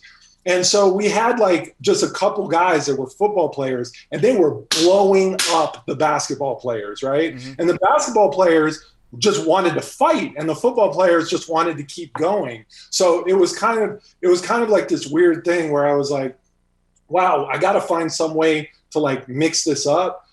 So I basically like put myself into the game, and I pulled the football guys aside, and I was like, listen, this next game, just beat the shit out of me. Like, hit me left everywhere you can, right? Hit me into the glass, hit me into the walls, whatever you can do, right? And so they did it, and the basketball players were like, wow, if he can take it, then we can take it. And so you would think they would be nicer to me given that I signed their checks, but no, that wasn't the case. So what were the insurance rates like on that first court? I have to imagine that you probably couldn't find anybody that would be like, yeah, you know what, we'll take care of the liability here. Yeah, it wasn't that much of a problem early on. They were like, oh, yeah, live action video game. That sounds good. I mean, it's like Ninja Warrior and those types of things all kind of live in the same universe. UFC all kind of lives in the same universe. So I think the insurance companies were like, yeah, let's see how it works out. We're willing to give this thing a try. And what's interesting is that you would think watching SlamBall that you would have, tremendous injury rates, but we actually don't. Because of the spring floor, a lot of times you don't get hurt when you get hit. You get hurt when you hit the ground because the ground doesn't move, right? So the combination of the spring floor and obviously the spring beds creates a really interesting environment where you can get into kind of a collision in the air and fall into a spring bed, and it turns into like a sprain instead of a break, and we see that a lot. We're able to have injury rates that are much closer to basketball than what you'd see in, say, football or hockey. Yeah. So all right, so you get on TV, it kind of captures America for a moment there. And then what happens next? Like, where did SlamBall maybe not reach that next level, even though it was successful? Because you literally invented a sport in a league out of thin air. But where, like, if you could point to a moment where you're like, all right, if this had gone differently, it maybe still is really, really popular. Instead, it's something that everyone looks back at and is like, that was cool. Yeah, we thought we were doing something really special. That first year, we had great ratings. It got picked up for a second year on Spike TV. We're really excited about that. Every time we've gotten up to bat in mass market opportunities, the numbers do exceptionally well. So we were really excited to see the second season numbers and stuff like that. At the time, Spike TV, the only thing that was really, really working on Spike TV was wrestling. So there was this thought that, like, could we make SlamBall more like wrestling? And we were sports guys, and we were getting, 10,000 emails a week from people who are like, where can I play? How can I get a jersey? When's the video game coming out, right? So we thought we had a real sport on our hands, and we wanted to stick to that ethos. So we chose to like walk away from that opportunity and,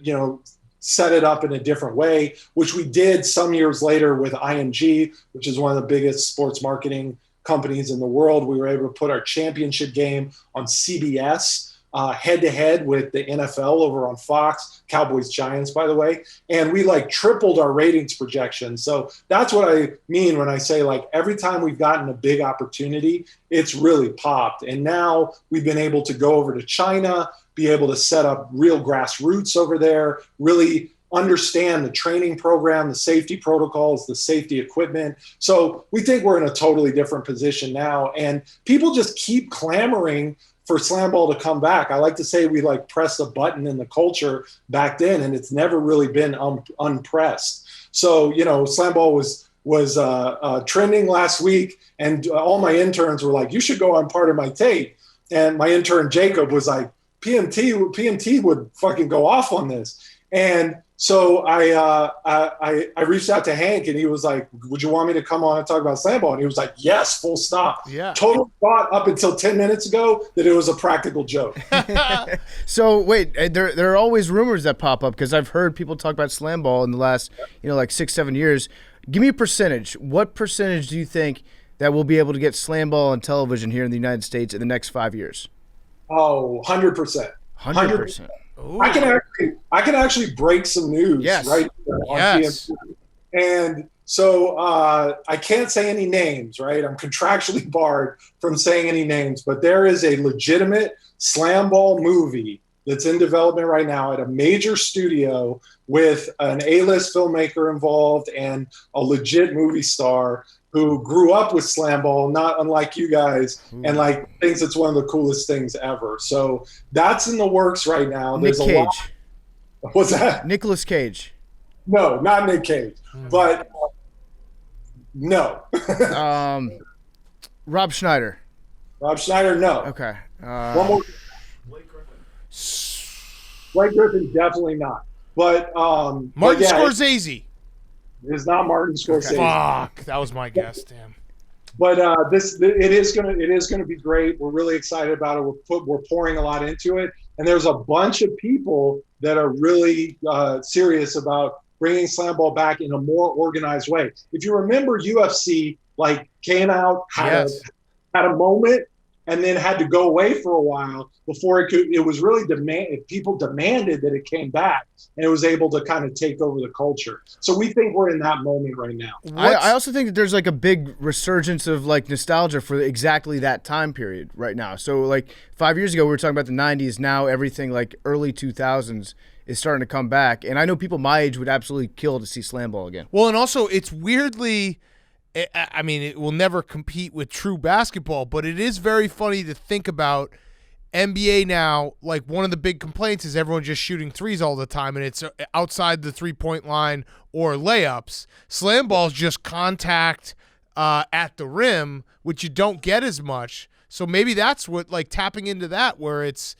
true, like, old school basketball, so to speak. Yeah, well, I mean, SlamBall, we like to say that the defense is as exciting as the offense, because you basically have a stopper, which is kind of like a trailer on offense, but his job is to protect the rim like a goalie in hockey or soccer or something like that. So his job is to be this we've had guys that are like 6'10", 285 in that position, right? So their job is to be ferocious and put themselves between the attacking player and the rim over and over again. The record for SlamBall is 36 blocks in a So the idea is that the defense is just as exciting. The perimeter defense is full contact. Guys get after it. And obviously there's that kind of head hunting mentality in the air. So we think that like right now is a great time, because we launched really before social media, before like, being dunking on someone was, part of the mass culture nomenclature.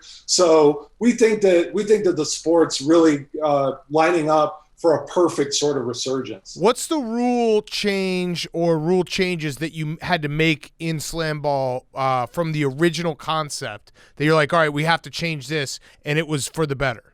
There was a thing called drifting, where a defensive player would, so the idea is that, this guy attacks and the defender goes up to stop him at the rim. So the defender kind of figured out that he's this big, strong guy and usually like stronger than the guy attacking him. So he just jumped straight into the guy.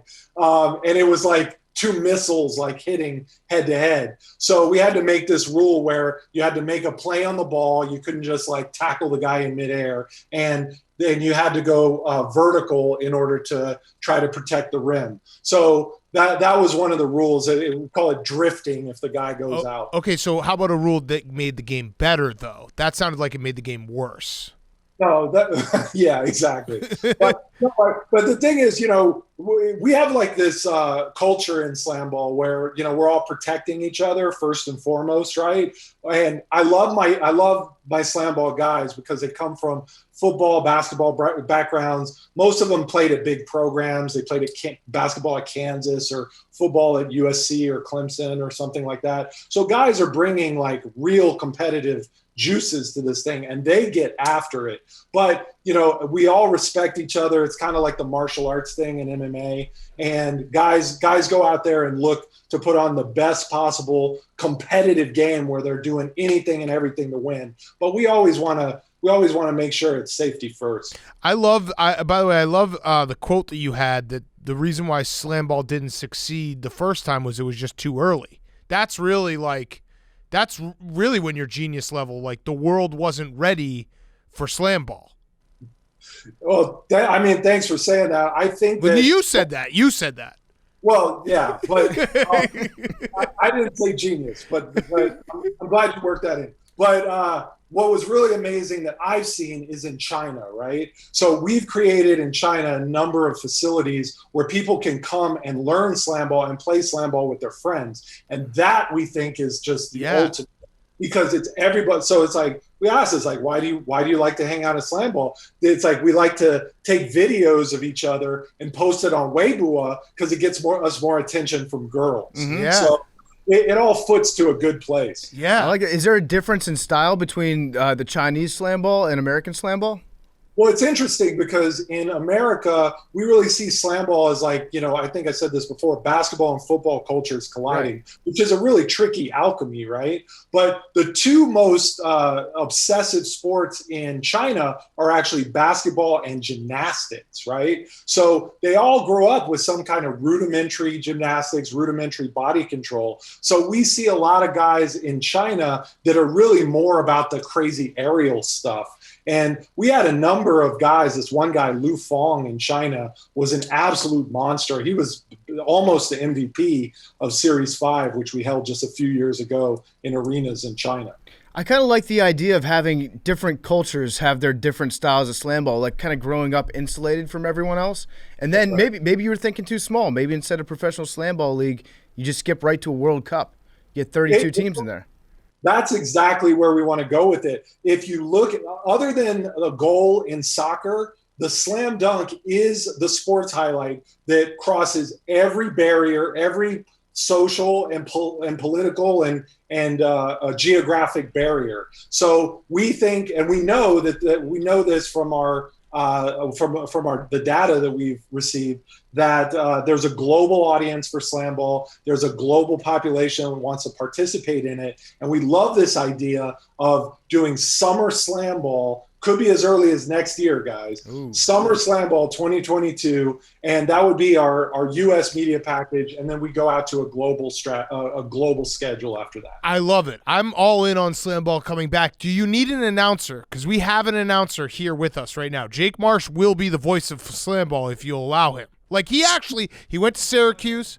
He got his Big J degree. He's a great play-by-play man. I'm just saying, like, this is important because you need someone to be the voice of the sport. A big game voice. Yeah, big game voice. So just a thought. Speak it into existence. It's not just a thought. I can send my reel. I'll do tapes. He'll send his reel. He'll do tapes. He doesn't speak Chinese. Jake will learn Chinese. He'll learn Chinese if he has to. There you go. Give him some Chinese, Jake. Give him some Chinese. Ni hao. Ni hao. There we go. Boom. Boom. Guo xi fa cai. Did you hear that? Did you hear the Chinese? Wow. Yeah. That's good. I lived in China for over a year, and I just barely learned enough Chinese to get around in taxis. So that's impressive. Yeah. Jake is really a jack of all trades. Yeah. He can do it all. So we have full confidence in him. If you were to come up with like your ideal SlamBall team based on, well, let's put it this way. What NBA team right now would have the makeup to field the best SlamBall team? Oh, well, it's the Miami Heat, right? It's like Bam Adebayo, when he like erased Jason Tatum's shot in the playoffs. Yep. It was like, I was like, oh damn, that's SlamBall right I was there. at that game. Yeah. Yeah. Oh, Well, On the video board behind. and shout out to Jason Tatum who tweeted about SlamBall last week. That was freaking awesome. Oh, yes. nice. But yeah, it's like, it's like a grimy go get it kind of thing. I think that's a big thing. It's which is why I love you guys' show. It's like you guys are really interested in like the grit and the competitive fire as much as the spotlight and all the stardom that comes with the sports. And that's what I think SlamBall really does. It doesn't take itself too seriously. It's super fun. Imagine SlamBall being the thing you watch, bridging yourself from the end of the NBA season to the beginning of the NFL season. Yeah, so here's what you need to do. You need to offer, like a Rudy Gobert, you need to offer him an 80-year, like $3 million a year contract to play SlamBall, something ridiculous like that to get you on the map. That's what you got to do. You got to offer someone a contract like that. Well, I think that we're actually looking for different athletes than the NBA is, right? The NBA is a very specific kind of athlete at different levels and stuff like that. But we're looking for guys that like have multi-sport backgrounds, right? Like Nate Robinson would be an absolute monster in SlamBall because he played football at the college level. He played basketball at the college and pro level, right? And the idea that he could get up in the air and joust with anybody, right? No, you can't. Don't say he Not could joust anyone. with anyone. Jake Paul Still would. praying for him. Fair enough. Yeah. But it's funny though because he took the sports discipline thing a little too far when he stepped into the boxing. Yeah. That's true. All right. I actually think the Nuggets would make a pretty good team because you got Jokic, and you know what one like really underrated asset is of anyone on a trampoline is the guy that's your best friend that gives you the super bounce, double bounce. the double bounce that hits the trampoline right before you hit it. And Jokic is like 300 pounds. Get him and I guess Jamal Murray, and then Bol I got guarding the rim. bad news for you about Jamal Murray. He's hurt, I know, Yeah, okay. but he'll be back. Yeah, He always does come back. he does. All right, fine. Was it Michael Porter Jr.? Yeah, I think is his spine up for it? Sure. Okay. Sure. I mean, I think of Jimmy Butler, right? Just being like gritty and physical and all these things, having a ton of skill, but being able to, just put his head down and make a play happen at the rim. It's like those kind of things happen. But there's so many athletes that are professional caliber coming out of NCAA programs every single year that we want to create a platform for those athletes, those hyper athletic, crazy physical guys. You need a face. Maybe Tyler Hansborough. He's probably not doing anything. Psycho T. Yeah, someone who can just bleed all over the place and be like, holy shit, remember that guy? Tough Borland. Yeah, like give us something like that. All right, well, you should actually hire us. We could be GMs. Blank check us to find the best team possible. I mean, I don't see how SlamBall and Part of My Take don't grow together, even though you guys are already number one. So I don't know how much higher you could get in the rankings. I mean, SlamBall's number one in trampoline sports. In my heart. Yeah. I think we could actually find a decent SlamBall team just based on our unemployed friends. Yes. Spencer Hawes. Yes. Well, I guess Danny Woodhead's retired technically, not But he would be unemployed. good. He'd be very good at it. Blake Bortles would be sick. Deli would be a great SlamBall player, honestly. Yeah, we'll put together. All right, I have one last question though. It's the Roback question. Put in code PFT on roback.com for 20% off your first purchase. RHOBACK.com. Code PFT. They make the best performance polos, the only performance polos we wear. And for our guest today, we'd like to gift you a Roback Performance Q-Zip on us. So there you go. The most important question for SlamBall to succeed in America. who is the GOAT? And is there maybe two GOATs that we can debate? Two GOATs in SlamBall? Yeah, who's the GOAT? Yeah, well, a lot of people say it's a guy named Stan Fletcher, who actually was, a lot of guys remember from kind of the classic SlamBall seasons. He was the guy that was making up plays in midair and tossing the ball to himself and creating these unbelievable self passes and things like that. He actually called it the chaser, gave it names and stuff. So he really expanded what SlamBall, it meant to play SlamBall on that level creatively. And then there was another guy who played basketball at Kansas named Jelani Janice, who was absolutely the most dominant guy you ever saw because he was 6'4", 225 pounds, and the fastest guy on the floor. So he was playing basketball and he was the most physical guy. So he was playing basketball and football. So right now, the debate is probably Stan Fletcher or Jelani Janice. Okay. I think I'm a Stan. I think I might be a Jelani Janice guy. Okay, good. Now we can debate it. Now we go. Now we're good This to go. is how it works, yeah. So I like the alliteration, Jelani Janice. I'm watching him right now, and he's pretty fucking good. Who was the guy that did the flip, landed on their back, and then bounced off their back and dunked? Do you remember that? Oh, yeah, that was a guy named Chris Robbins. He played football at Clemson, and he was really great because he had this gymnastics like vibe to him, but he was coming from a football background. So like where everybody else was trying to like do fancy dribbles and stuff, Chris was just trying to take people's heads off. Dude, I'm watching Jelani Janice's highlight tape right now. SlamBall is just objectively awesome. Like I don't know how you could watch it and not be like, this is sick. Just dunking on people as hard as possible. Oh man. And wait, dunks are worth 3, right? That was the rule? Dunks are worth 3, and regular shots are worth 1, correct?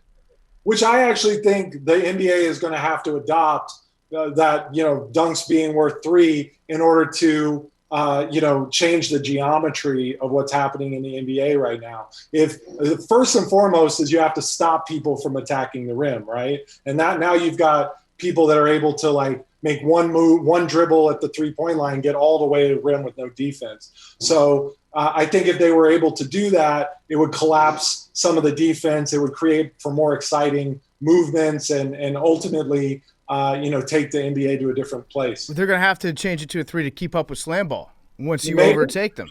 Maybe. Well, we'll see, right? A very underrated part about SlamBall is the full contact on the full court. Like they're just dudes at half court after they pick up their dribble, and you can just body check them. Mm-hmm. Yeah.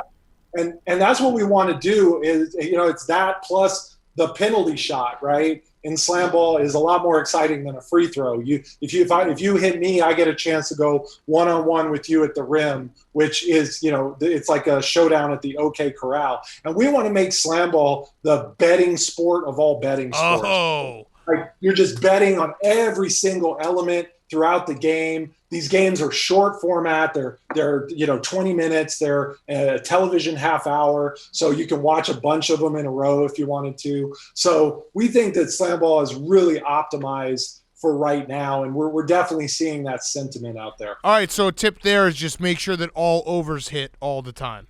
All overs hit. Yeah, I don't know how you could possibly do it, but if all the overs hit, oh God, I'm watching all these highlights right now. These are sick. I'm watching the Stan Fletcher It's takeover such a game. hilarious fucking sport. Who came up with the names for your teams? Because that's, I think, one part that we could maybe clean up. We could update a little bit. Yeah, because they were very like early 2000s. Rumble. They were like the Rumble, the Vortex, the Diablos. Yeah, the Rumble, the Mob, the Slashers, the Maulers. Steel. Yeah. But as we bring, the steel was actually the Steelers' colors, and we had to stop doing that. Stop the steal. Yeah, stop the steal. So, I think the idea is that we would really love to be able to get the PMT audience to help, brain fund this thing so that we have the best possible names coming back. I think you'll see a handful of legacy teams because some people know those teams and love those teams. Oh, yeah. I mean, you can't, that would be like saying the Yankees don't exist anymore. The Mob or the Redskins. has to keep existing. Yeah. You have to have that out there. There's think history there. We definitely can brain fund some of those names because we came up with a bunch of names for our lacrosse team a while back. And I actually feel like some of the ones that we came up with that they didn't use might be winners for SlamBall. Mm-hmm. Yeah. The Lakes. The Dunks. The Doinks. And it's just everyone's got to be high. That's good. Yeah. Yeah, low key that happens a lot. Yeah, right. Yeah, why not? Right? Not why not? The Jakes, and it's just Jake screaming that he's the best one in the building. Alphaing everyone. Yeah. We'll come up with some stuff. We'll toss it around. Yeah. All the teams, we would have to do like a joint merchandising campaign. Yes, I love it. Well, Mason, this has been awesome, man, and we're going to be watching. We're going to be, next time you're in New York, you got to come by, and we got to try to bring SlamBall back. We're in for it. Thank you, guys. I can't tell you how much I appreciate this, and thanks to Hank for making it happen. Absolutely. Can you give us one hint as to who the actor is that's playing the main part of the SlamBall movie? I wish I could. The next time I'm on the show, I should be able to tell you. Okay. Ooh, Miles Teller. Nope. Okay. Vince Vaughn. More athletic than both of them. Michael B. Jordan. You overshot it with The Rock. Damn. He didn't say anything to Michael B. Jordan. No, it's not Michael B. Jordan. Sly Stallone. Not Ooh, Sly. Steven Seagal. But how amazing would it be to see all Jonah Hill. Ooh. Not Jonah Hill. Fuck. Okay. I think we named every actor. Oh, Kevin from The Office. Brian Denzel Bob Washington. Denzel Washington. All good guesses. All good guesses. Shit. I want to see all these guys play SlamBall, but not correct in this case. Okay. All right. Thank you, Mason. Now just tell us. We'll cut this part. No, I seriously can't. That was awesome, but I am literally like contractually Right. I lose my house. Right. I lose Right. That's why we'll cut it. Yeah. Right. So Clever. So clever. just initials. But the next time I'm on, I will hopefully be able to tell. All right. Does Thursday work for you? As soon as I can break some more news, we'll do it again. All right. If you need any extras in it, let us know. Yes. We'll make that happen. Yeah. We'll make that happen. Yeah.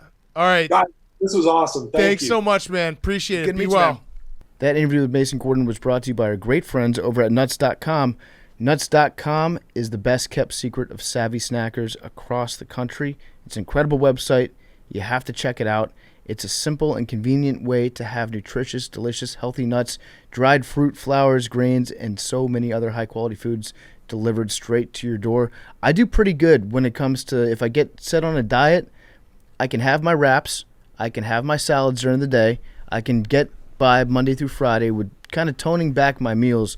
Where I run into problems is with my snacks. If I'm not having healthy snacks, if I don't have them planned out for me, my diet can go straight to hell. With Nuts.com, they can actually help you out in a great way, an effective way, and a healthy way. They can help you figure out how to snack correctly. Delicious, healthy kid and family snacks like dried strawberries and custom trail mix. They've got all the raw, organic, roasted, salted, and candied nuts that you can imagine. They even have chocolate dip nuts. It's got an easy-to-navigate website with great photos of all the products. A family-run business that takes pride in getting you the very freshest. Nuts.com is your one-stop online pantry shop. You can find baking items for smoothies, rolled oats, beans, and more. They have gluten-free and vegan options, too. Delivery is fast. Most orders ship the very same day. Fresher products than the supermarket. Who's your goat nut? I think my goat nut is the pistachio nut. I'm a big almond guy, Almonds but are I good. like pistachios as well. Pistachios are a real treat. So you can check them out at nuts.com. Go to nuts.com, get free shipping on your first order when you text TAKE to 64000. So all you have to do is you text the word TAKE to 64000, and you're going to get free shipping on your first order from nuts.com. It's promo code TAKE. Text it to 64000. Terms apply. Available at nuts.com/terms. Okay, let's wrap up. We got some FAQs. We also have a few listeners submitted. So this, after Monday's discussion about nut tapping and Luka Doncic, I was tweeting about it, and I got a couple funny tweets about the end of the nut games, the nut tap game, the one that ended everything. So I said send a couple funny ones. We have a couple funny ones to read, but I love the idea that every male out there has had that moment where they've had to stop the game because like it's just too much. It will tear us apart. It's usually once you start to think about having children. Yeah, but no. So we had a couple different ones. So here's one good one. It started with this one from River McDonald. My last nut tap was 2 nights before I got married. My brother-in-law caught me at the bar, and I knocked my tooth out on a beer bottle. Showed up to rehearsal dinner with the plan to fix after the wedding. Wife was pissed and made me find an emergency dentist day of the wedding. It's tough. That's a tough reaction. I don't know if you can necessarily blame the person that did the nut shot on that one, because it sounds like the person that got hit reacted like a total bitch and doubled over and broke their tooth on a bottle. But just the whiplash hit the bottle. Yeah. All right, here's another one. Night before my wedding, 2 of my groomsmen were nut tagging in a bar. One went too far and a fight broke out in the front of the bathroom. They wrestled their way into the bathroom and knocked over a third groomsman pissing. He was holding a beer bottle in one hand and his dick in the other. The bottle shattered when he went down. We ended up spending a half of the night in ER for him to get stitches. Wedding pictures were hilarious with black eyes, facial cuts, and stitches. The ex-wife was not happy, but still best friends with the 3 of them. So I like that they tossed an ex-wife. Ex-wife. So he ended up, that didn't last, but a hilarious ending to, like, I think that's a fair one to end when you have a full-on brawl in a bathroom before a wedding. Yeah, Matt, whenever it involves somebody that's not the person getting nut tapped or the person doing the nut tapping. I also like how every single person that emailed in or wrote in, they've got like different names for it. It's like soda and pop. Jimmy and tapping, Coke. yeah. Yeah, it's very tapping, regional, nut I think. tagging. Here's another one. Let's see. Wait. Oh, I had, where is it? Oh, high school baseball, walked over a rake while our team was raking the field before a game. My buddy was behind me and perfectly timed my walk over the wooden handle. Curb stomped the metal part and the entire stick flung up and got me direct hit. Perfect execution on his part. I had to sit out the game and coach had to ban tappings. If he saw a tap, we'd run till we puked. I love that there's like an authority figure who's like, we have to ban this. And if you're a coach, why not just say you have to wear a cup? You're a baseball player. That's true. It seems like an easy solution to the problem. That's like, true. Do kids still do cup checks? Yeah, why not, right? They have to. I feel like if you do a nut tap when you're playing baseball with somebody, you can just rebrand it as a cup check. Yep. And you're actually looking out for that guy's safety. I just love, and we'll get to FAQs, but I love the idea that like everyone has that moment where they're like, you know what? It's over. Like we've had our best days. We have to end this. It can't keep going. Although I'm sure maybe what I should have asked is there anyone out there in like their 40s and 50s who's still doing this? Maybe it makes a resurgence after your kids? Okay, so I think what happens is there's a very small percentage of people that enjoy, I don't know if it's a community or if it's the actual physical pain, but a small percentage of people like it because I know you guys have probably seen the clips. I don't recommend watching it to anybody, but there are videos that you can see online of like I think it's a part of the domination scene or dominatrix scene where a guy's like tied up and the girl just straight up starts kicking his balls repeatedly. That's like his kink that he's into. So I feel like those are the last guys that are still into the nut tapping scene. Everybody else kind of like they move out as it becomes, no longer a young fad thing to do. Right. And these guys are lifers. Right. Oh, man. All right, Hank, FAQs, let's finish up. Short FAQs, so we did get a lot of nut tapping submissions. Sup, fellas? Hey, Chonkat. When are you guys going to continue the Dungeons and Dragons quest? Oh. Is it on a hiatus because of he who shall not be named? Well, he's dead. He's been dead like 4 times. Literally and figuratively. Yes. So. We've killed him. I honestly think he's been dead, I think 5 times, 6 times, and then he's been shit out a few times. So we don't need Billy to come back, but I feel like that would be a good thing to do. I think we'll do it in the summer, yeah. Over the summer? Yeah, I mean, we probably should have done it the last couple of weeks because there was a little bit of a lull. I think we're going to get back into, playoff hockey and playoff basketball will be great in the next few, month and a half. Mm-hmm. But I would say look for like July, August. We'll definitely do it, right? I think, yeah. When the only thing we have to talk about is the Olympics, I feel like D&D would be nice to make a comeback there. Yes, absolutely. Sup, Girl Dad and Alan Collins, Freebird soloist. Whose voice is on the intro for the show kind of sounds like our darling Jake. It was a guy. We got a guy that did it for us. Down like $500,000. Yeah, he's been in some just a lawsuits. random number I just probably won't sue us for it. The night Barry Bonds goat broke Hank Aaron's record. I got a wiffle ball bat to the balls for my friend trying to be Barry Bonds. That was just a good story. submission we got. I mean, you remember it forever. A wiffle ball bat to the balls really hurt. One of the You all-time get a lot great- of bat speed. An all-time great scene in Varsity Blues Yeah. when the guy put the beer on his head. Just Billy Bob got him. Or was that Tweeter? I think Tweeter got him. Let's throw this out there. Okay. Now that we're just tossing out summer stuff, what if anyone's got a wiffle ball tournament within an hour driving distance of New York City, we will play. You're looking at a champ right now. And a weekday, maybe. Let's call it a weekday. What is this? No one does. I just want to I want to play Daytime wiffle ball. I wiffle want to play some wiffle Big, ball. I would too. That was Yeah, that was just- a big commitment. Well, no, a weekday. You have to create the tournament and have it during the week, Yep. and we'll play. Wednesday afternoon in the summer, within an hour, we will show up. In Poughkeepsie. And I'm that's Situate. it's longer than within an hour of New York City. Has to be official field and everything. We will absolutely play. That'd be fun, Yeah. right? We're basically just telling someone if you can put it together, we'll just come hang out for an afternoon. Maybe you know what? Actually, strike all that from the record. We're gonna go to Stu Finer's house and we'll play some wiffle ball. Hell yeah. That's it. We'll do our That's own it. tournament. All right. Okay. So sorry if you already started planning it. Cancel that. We're gonna do our own tournament at Stu Finer's house and get in the pool. We'll make a video. What temperature is the pool right now? 80, 81? I don't know. Bubba knows. Let me call him real quick and let's see how fast he answers, and then I need to know the how exact quickly- temperature. How quickly I can get him off. Committed a Something cardinal wrong? sin the other day. Something wrong? Oh yeah, that was bad. I didn't realize he was having an 0 for 5 night. But it was a hilarious text. What are you doing, brother? Hey, what temperature's the pool right now? 88. 88. Okay, great. All right, we're gonna be out there at some point this summer. I love you so much, miss you. All right, you sound very high. No, I'm blown out. I'm blasted. I'm in the bathroom. I just finished peeing. Gotta wash my hands. I'm gonna go smoke a bowl. I've smoked 10 bowl packs today. 10. All right, I'll see you later. Okay. 10. Okay. Bye. I'm my dead mother's wife. I swear to God, I'm having a good time. All right. Okay. See ya. No, it hasn't been a time. I love you. All right. Love you too. Thank you. Okay. All right. Bye.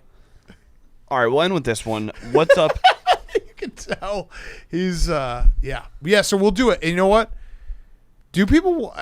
I think people liked when Stu was on the show, but I can never tell. Stu's one of those guys who there will just always be some very big haters that will just yell about him. I think if you hate Stu, it's more about you than it is about him. So I think here's what we're gonna do. He's a sweetheart of a guy. Yeah, we'll do a Wednesday or a Thursday. Go out, play some wiffle ball with Stu, tape a little podcast, and that will be awesome. I'm just throwing this out here. What if we brought Stu in for Dungeons and Dragons? That would not work. You don't think so? No. I think if Stu he needs was high guardrails. enough, Stu needs guardrails.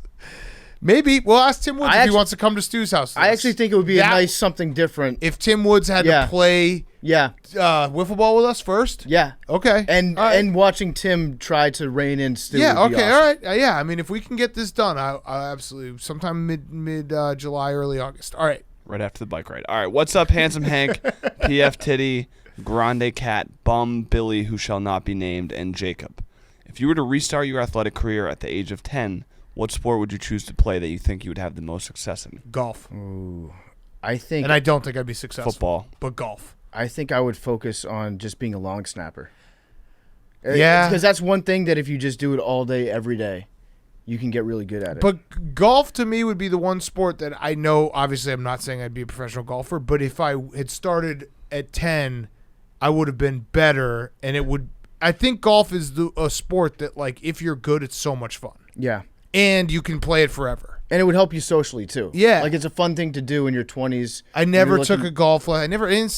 I never even. Yeah, I mean, But I when just you're basically started golfing when I was 23. When you're bad at it, you really never want to do it ever. Correct. So yeah, I wish I were good at golf. I play football. You think you can make it? Yeah. You think Make you'd be the in the league? league? Yeah, my mom never let me play, and that's the only reason I didn't make it. Yeah, that's Damn. probably true. That's it. Jake, Okay. you Tennis. ping pong? Tennis. You Oh, did, but you did play played tennis. tennis. Yeah, but I could You wouldn't start change a over thing. and get better. Yeah, no regrets. I mean, it did make you the best in the office, At table tennis. No. right? I just feel That's- like I texted Hank yesterday. I said, And what'd he are say? you okay? And what? Oh Ignored. God, I was sick. ignored. Yeah, I was. That's Ignored. a brutal text I to got- get. Are you okay? I said, are you good? Are we good? No, I was sick, Are we good, so- bitch? No, it's not even asking like, are we good? He's just making sure that Hank is Yeah. not completely. Like, has your entire like life shattered because of so me? I'm looking out for him. Yep. but Thanks, Gave me Jay. the cold shoulder. That's really big of you. It is All tough. right, 99. 18. Give me an 8. 44. 82. Danny Ainge. Please. Please, God. 13. Unlucky. 13. Is that a first timer? That is a first timer. Wow. The mantis shrimp has the world's fastest punch. I think we've had that fact a few times. Okay. Oh, and NBC adopted the peacock logo in 1956 because of the increase in color programming. Jake just dropped a hard C. All right. That's nice. Love you guys. Yeah, we'll edit that.